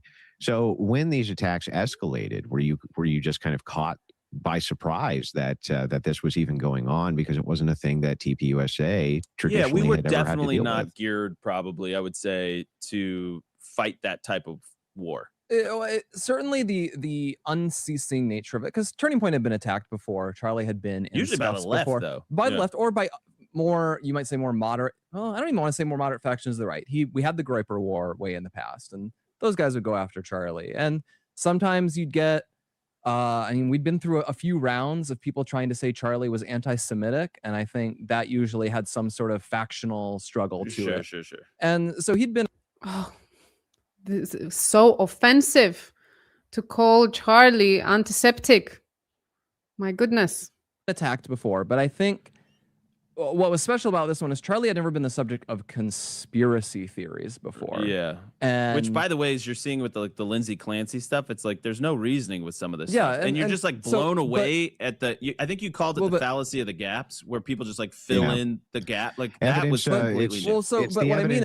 Okay, in my opinion, there are people that can see in multiple dimensions, and there are people who just see on a surface level. They see black and white, and that's it. They are not able to see clues. They are not able to understand how something could look suspicious or weird or stuff like that. So we've never been faced. When we say we've never been faced with conspiracy theories, a few natures of that is if someone calls Charlie an anti-Semite or says he's bad or say he's a racist or whatever, even if it's an unfair attack, it has a certain concreteness and substance to it that you can engage with once or twice, and it can't really just go forever and ever. It's like a one-off thing. You respond to it or you don't. It is a successful attack or it fails, whatever, move on. But what we never had was, when I say we never had a conspiracy theory, we never had one of these things that they truly can just decide to push endlessly. Oh, it was like they'd come up with something new almost every day. If you're like, how the hell did you get like the evidence of the gaps fallacy is like when I heard you explain that fallacy, which is a new one I hadn't heard before, I was like, bingo, that's what it is. Like, because every day it was kind of like a new thread that would get pulled, and I'm like, how the hell would anybody even like? We're not smart enough to pull off whatever the hell they think we're doing here. Like, that could be true. That could be true. Nobody would have Well, predicted. one of the major dangers of using that sort of fallacious thinking, because it's not just fallacious argumentation, it's a fallacious form of thinking. You shouldn't think in patterns that way. It's just because it's heads you win, and then or heads I win, tails you lose, Yeah, right? exactly. So the idea here is either you have to spend all of your time endlessly addressing those things, or you don't bother addressing them, and then your silence is an admittance, right? Right. So Yeah. there's actually that's set up in such a way to create a no-win situation for a person. If you address it, that's bad, and if you don't address it, that's bad. It will all be put to bed if all these people, Andrew, Erica, and Candace, could sit together live, no time limit, and go point by point and take questions from the audience as well, from both sides, until it's all solved, until it's all hashed out and all the truth is out, and they can challenge each other, and we see who's telling the truth. Why not to do that? I bet you that Candace would do it tomorrow. So ultimately, that's why the evidence of the gaps is a fallacious form of thinking. Now, it's self-destructive ultimately, because people come to absurd conclusions. But while somebody's being victimized through that methodology or being attacked by that methodology, it's very hard to defend against it, because either you have to waste endless amounts of time trying to defend yourself from the attack, or it is the case that if you're silent about the attack because it has no merit, that then your silence is an admittance of said attack, right? Well, it's totally right. And I would add a couple things here too.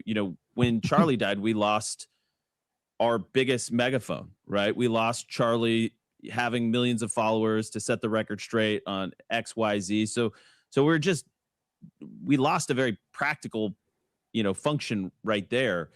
And, so there was that. Also, we were trying to keep up with this explosive growth of the org and all these kids that want to start chapters. We were still doing the tour, in the fall tour, to pay tribute to Charlie, which went extraordinarily well, and all that was great. But it was like we had real stuff to do, and so you're faced with the I'm kind of reminded of Michael Knowles while he turned down, doing your debate, moderating your debate. He was sort of saying, like, I don't choose to engage this. Now, you can disagree with that logic, but there was a part of us that were kind of going like, this is so absurd and it's so insulting that I choose not to sort of like even engage it, because like, I don't owe you anything. I don't have to monkey dance when you tell me I owe you some piece of information here or there.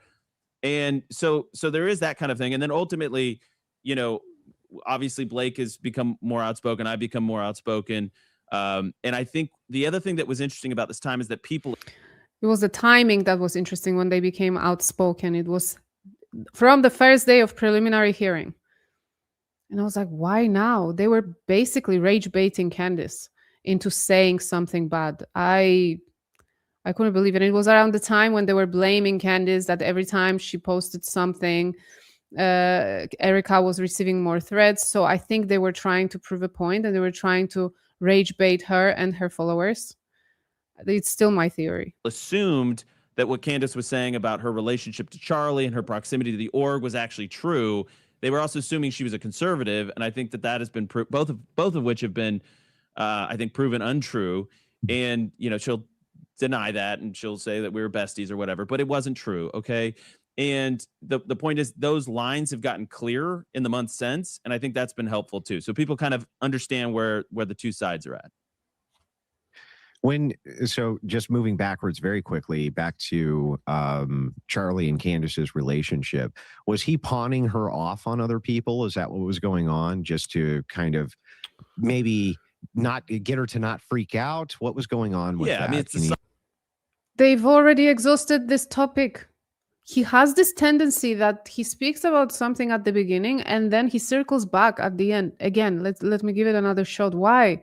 soft Be landing. Yeah, specific trying about to. it? Yeah, no, I mean, I don't want to be overly specific because there are friends involved and things like that. But yeah, but it was a soft land. It's like, hey,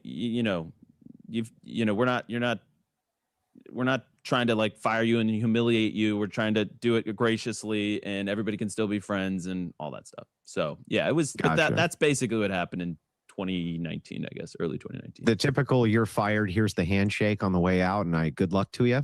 Kind of, Right? yeah.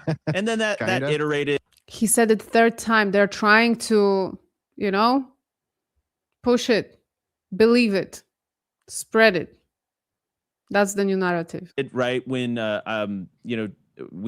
Turning Point took over Blexit, at some point, and I think Charlie was glass half full. Charlie was always trying to do things that were used. Candace Owens was still on TPUSA website, if I'm not mistaken, December 2025. That's when the contract, I think they started discussing the legal parting. But yeah. Useful for the movement. And Charlie was always like very bullish on outreach to minority urban communities, and thought that with Turning Point organizational might behind it, Blexit could turn into something really powerful. And but it ended up being the wrong bet in that direction for many reasons. But so Charlie was always looking to the future, always trying to build, and that's one of the things I love about him. But ultimately, in this instance, it was a massive backfire. Gotcha. And then I'm not going to waste too much more of your guys' time. I hope we can do this again in the future. But I do have two quick questions that I want to cover before I end my end of the questions that you guys have been very gracious with. The first is what's on everybody's mind. My chat's asked about this a million times, the Crucible chat. What's in store for TPUSA? What? Literally no. That's the last question. Nobody cares. There are so many more important questions, I swear. I can come up with like 20 now, right now. I wouldn't be like, oh, so what's next for TPUSA? Tell us. That wasn't planned question at all. It was like, okay, we agree. Well, let's do this interview. But at the end, ask us what we have in store and what's going to be happening so we can show off some numbers. So what's actually going to go on going forward? Yeah, well, I mean, we've got a lot. Nothing has stopped from what we did while Charlie was with us, of course. Yeah. So we just had Chapter Leader Summit was had last month, and that was twice as big as the 2024 Chapter Leader. More than twice as big. It was massive. Massive. And by the way, thousands of people, These are all young people, all people involved with chapters, all people who are really engaged with Charlie's message, really inspired by him. So that still is going. Rolled out. America Fest. I like the men's summit idea. Exactly. I love that. I love the men's summit idea. Yeah, and I think it's very cool. But they're keeping the list of speakers secret, which I think is a very canny marketing play. I don't even know who the speakers are actually. Yeah. And then America Fest still happens. Like everything that Turning Point has done or did while Charlie was with us continues, to the extent that the outpouring of love and revival. How incredible it would be if Candace was at Hamfest. If she was debating people there, that would be,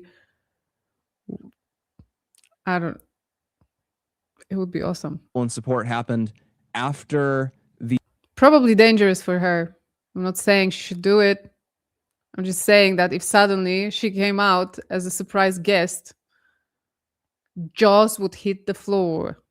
After the shooting, Turning Point's doing its best to harness that for the good of the country, for the good of the movement, for the good of the Christian faith, all of those things.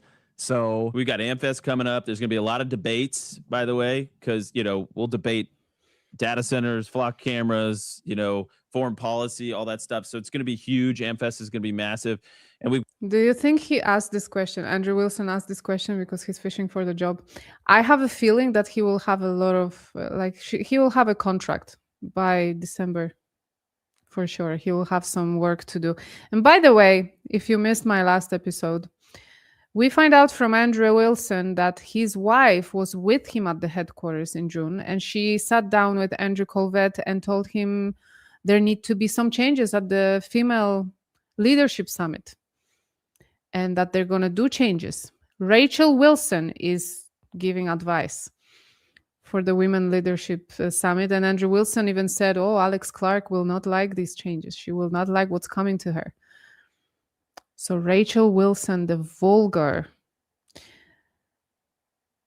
I will say, I'm trying not to be very offensive when speaking about her, but honestly, if you see how she speaks, how she expresses herself, how she curses, it's like in one sentence, she screams at another woman and calls her names.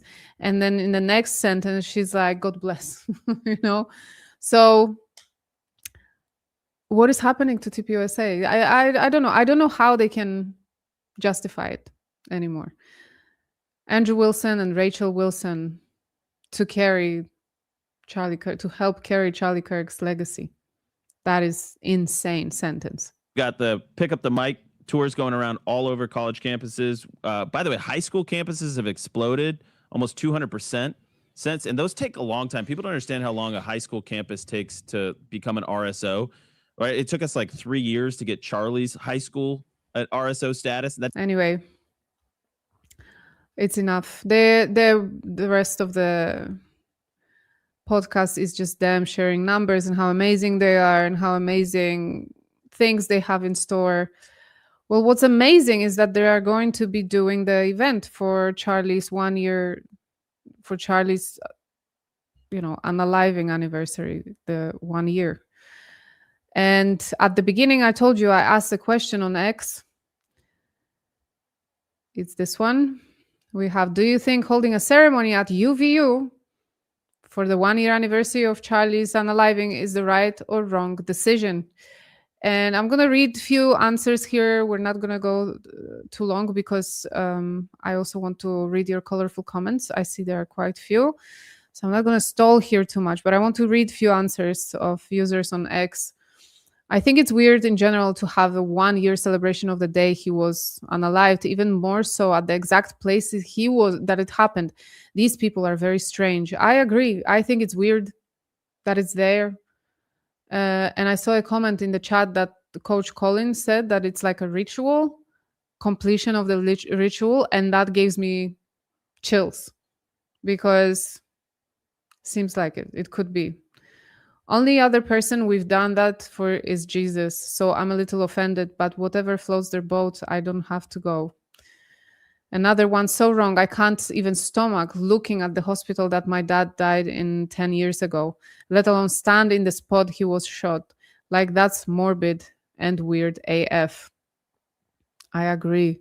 My God, do you think it's gonna be at the outside where it actually happened, and Erica Kirk will come out and she will be like, this spot where he sat and held microphone for the very if it's just a mass, it should happen in church. It is just weird to make it an event. I understand when there was a memorial, okay, they did it. People wanted to celebrate his life and wanted to express how much they're grieving, but 1 year later, I don't know, it's just weird. Holding a vigil at the place someone was unalived is different than a memorial, in my opinion. It feels ritualistic and tone deaf. There you go. I'm glad UVU declined. Why not somewhere he loved Erica? Somewhere that represents who he was, or is it an emotional asset opportunity? Well, they didn't really decline. They said they're going to do something together. So it's just Erica's way of finally sealing the deal after a year of destroying Charlie's work in every possible way. That woman is sick and rotten to the core for all that she has allowed to happen in the name of Charlie. And another one, it is so morbid. These people are not human. It would be like having a year celebration in the house where your family member was brutally unalived, only worse because you're selling merchandise and tracking phones. So I guess it also depends what they're planning to do, because if it's going to be like an event and they're going to be selling stuff and they're going to be asking people to vote and like, oh, can you imagine? I hope not.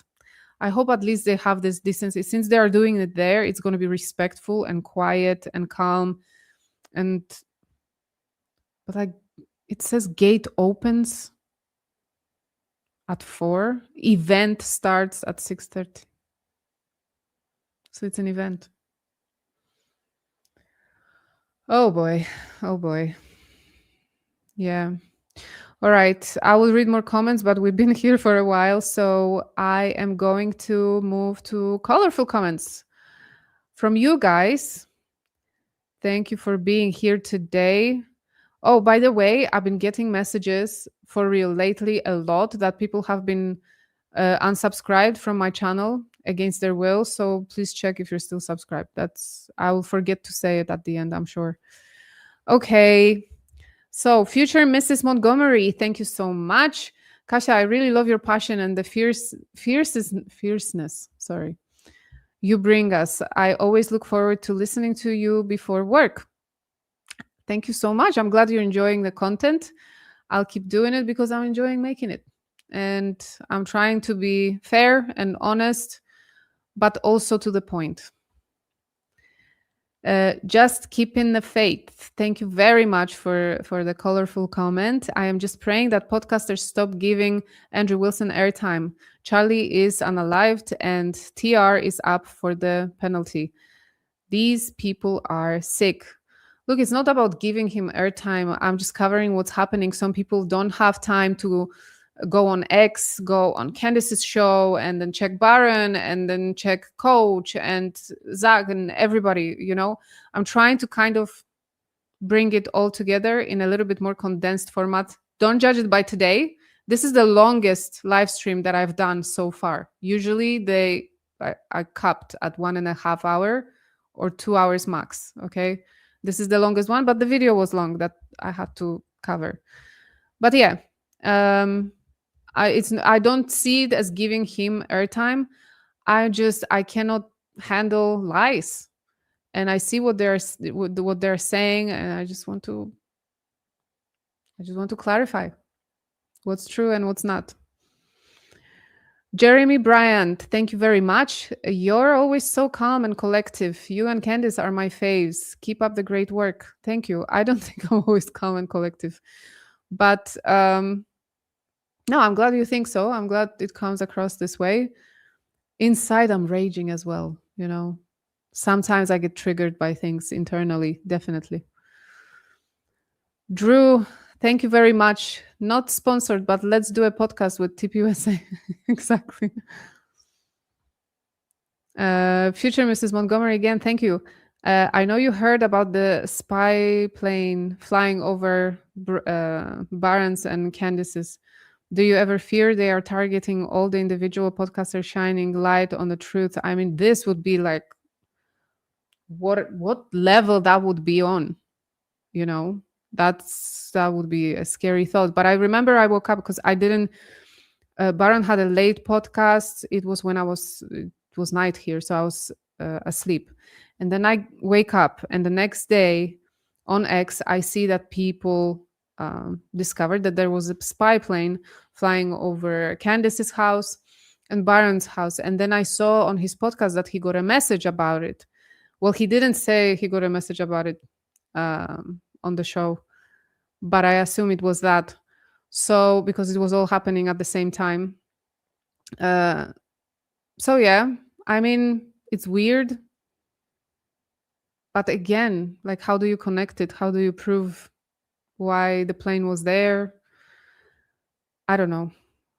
Sometimes when something is like, I can't really fit it and connect it and prove it, let's put it on a back burner. It's going to be there, but let's see.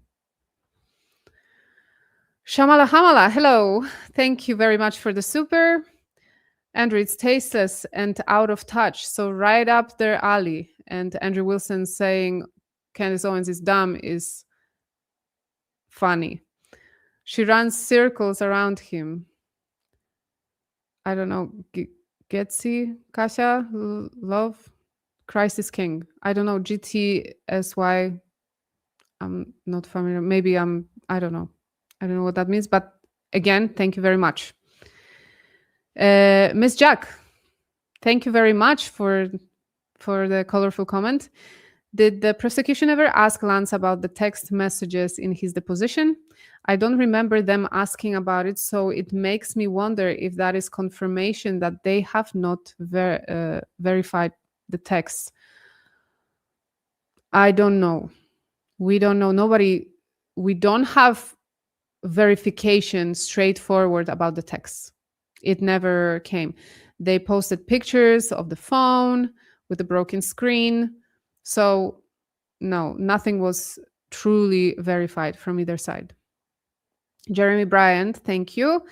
The Three Stooges, since when did Andrew Wilson become an investigator? Blake's reactions are disturbing. I know sometimes it felt like he didn't know why he was there and what was happening and what they were talking about. And then suddenly he's like, I never knew Candace. And then he felt like after saying he never knew her, he had the most to say about her. It's just crazy. Ryan Nolder, thank you. Watching Blakey bob his head and say no, the unbearable. Yeah. And the way he speaks. Yeah. Always bothers me. My ex Kowal, thank you very much. Hej Kasia, serdecznie pozdrawiam. Robisz świetną robotę. One of my Avenger. Thank you very much. So it's a Polish comment, of course. It says greetings and you're doing a great job. I appreciate you. Thank you. Granny loves Jesus. Thank you very much. The mama bear is eating them alive. Go Prego. Go Candace. Granny loves Jesus. Words matter. Learn to dissect them. Key all this. Absolutely, words matter. Chili 2353 gifted 10 daily Fredo with Kasia memberships. Thank you so much. And whoever gets them, congratulations. Dear Jen, hi dear Jen. Congrats on your Goldie Awards. Go girl. On my what? What's that? What's a Goldie Award? I need to check it. What is that? Someone tell me. Wait, I'm going to the main chat now. Does someone know what that means? Am I just... What's Goldie Awards? Let me see. Am I supposed to know? Is it...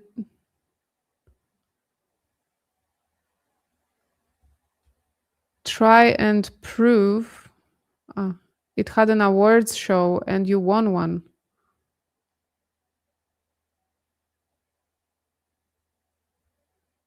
Kelly Rabon. I need to check it out. I have no idea. Well, thank you if I got an award. What is it for?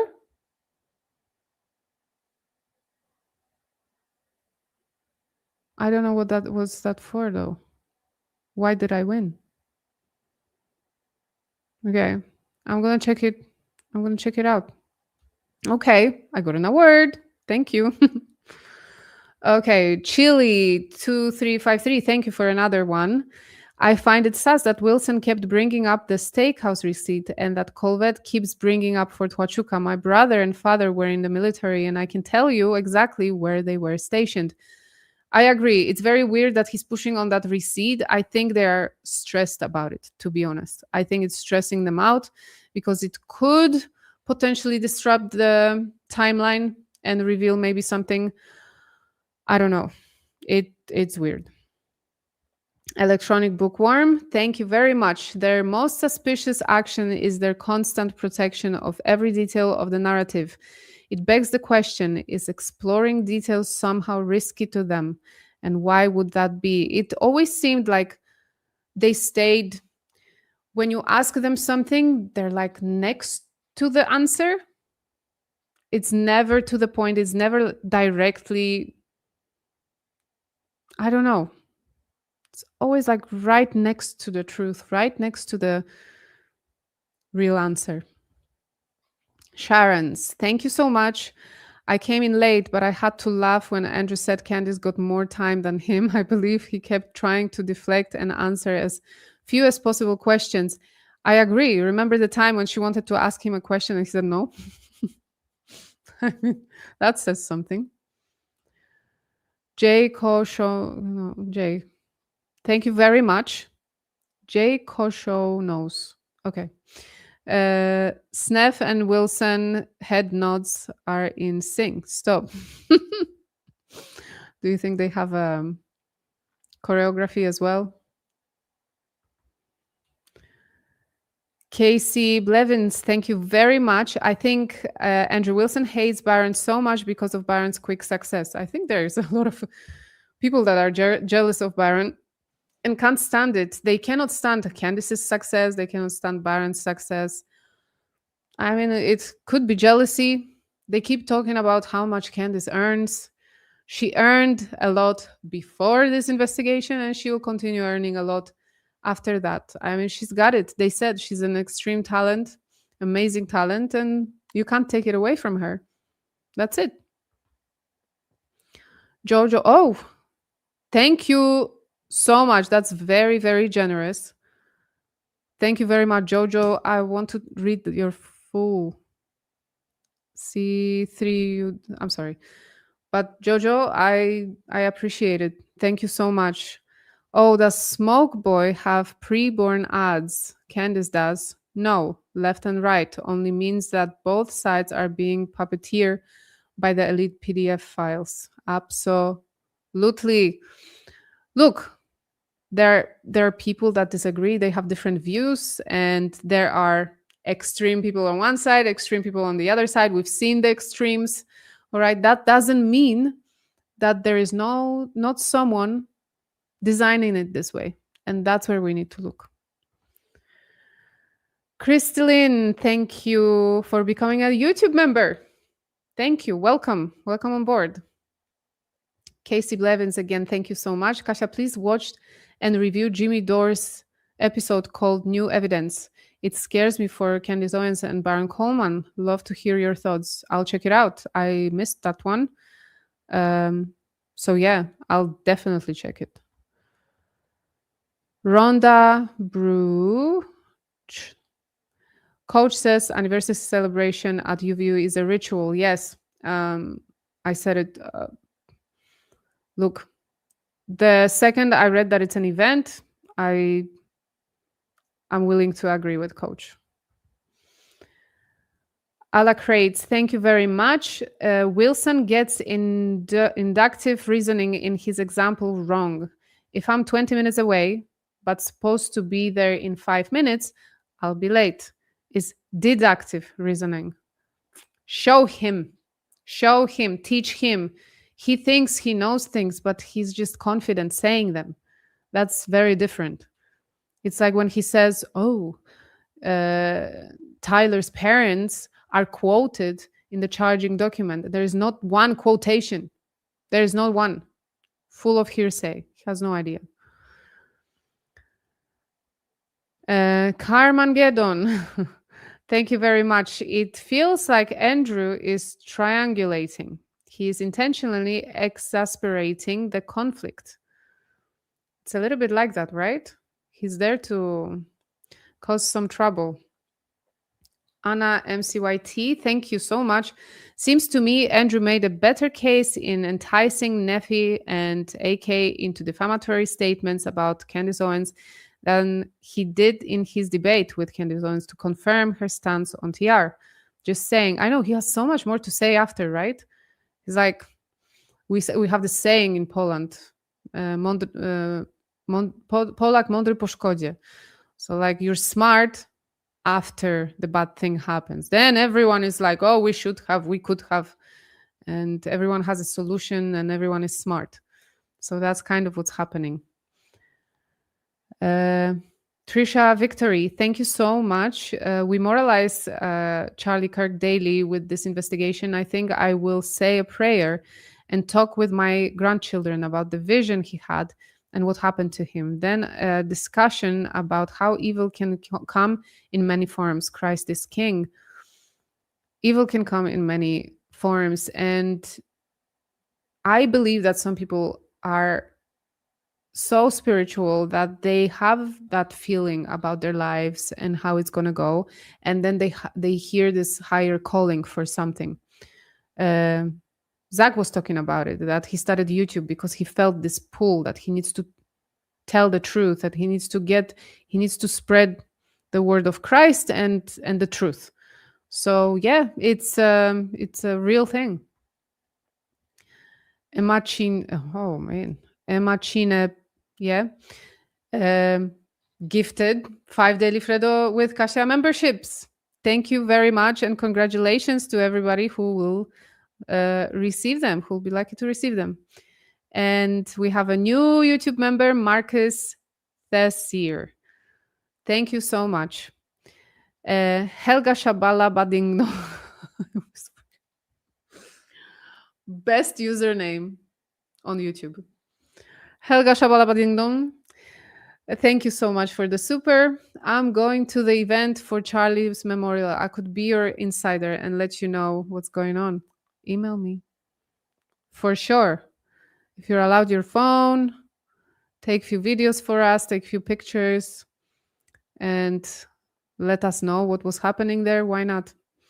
I'm just curious what's going to be the vibe and what's going to be, how you say it, the direction that they will take, because it can go very wrong and it can go very well. And I am not, I'm not here waiting for it to go wrong and to be something explosive and again a topic of conversation. I really hope they will honor him how he deserves and that they will do it tastefully. I hope so. Jeannie, member for 1 month. May we please add? Okay. All right, let's speak of chat. We speak later through email or otherwise. Thank you, Jeannie. And last super for today, the A from my comment meant answer. Oh, GTSY means good to see you. Oh, you see, I'm learning something new every day. Good to see you too, Shamala Hamala. I love your username as well. It's so funny. Helga Shabala Badingdon and Shamala Hamala. I wonder if you guys know each other. If no, maybe you have very similar sense of humor, I guess, and you should be friends. I can see it. I'm a good friend matchmaker. All right, guys. I know I kept you here for a while today. I knew it's going to be a long one. I told you from the beginning. And I am very grateful that you guys hung out with me today and listened to these unlistenable voices with me. Okay. Again, if you want to follow me on other platforms, I'm on Instagram and on X at Daily Fredo. On Instagram, I post a little bit more of my travels, some shorts from my shows. And on X, I'm very active. We can chat there. I will see other content I'm sharing, what I'm interested in, what I speak about outside of the show. So yeah, you can follow me there. And that's all for today.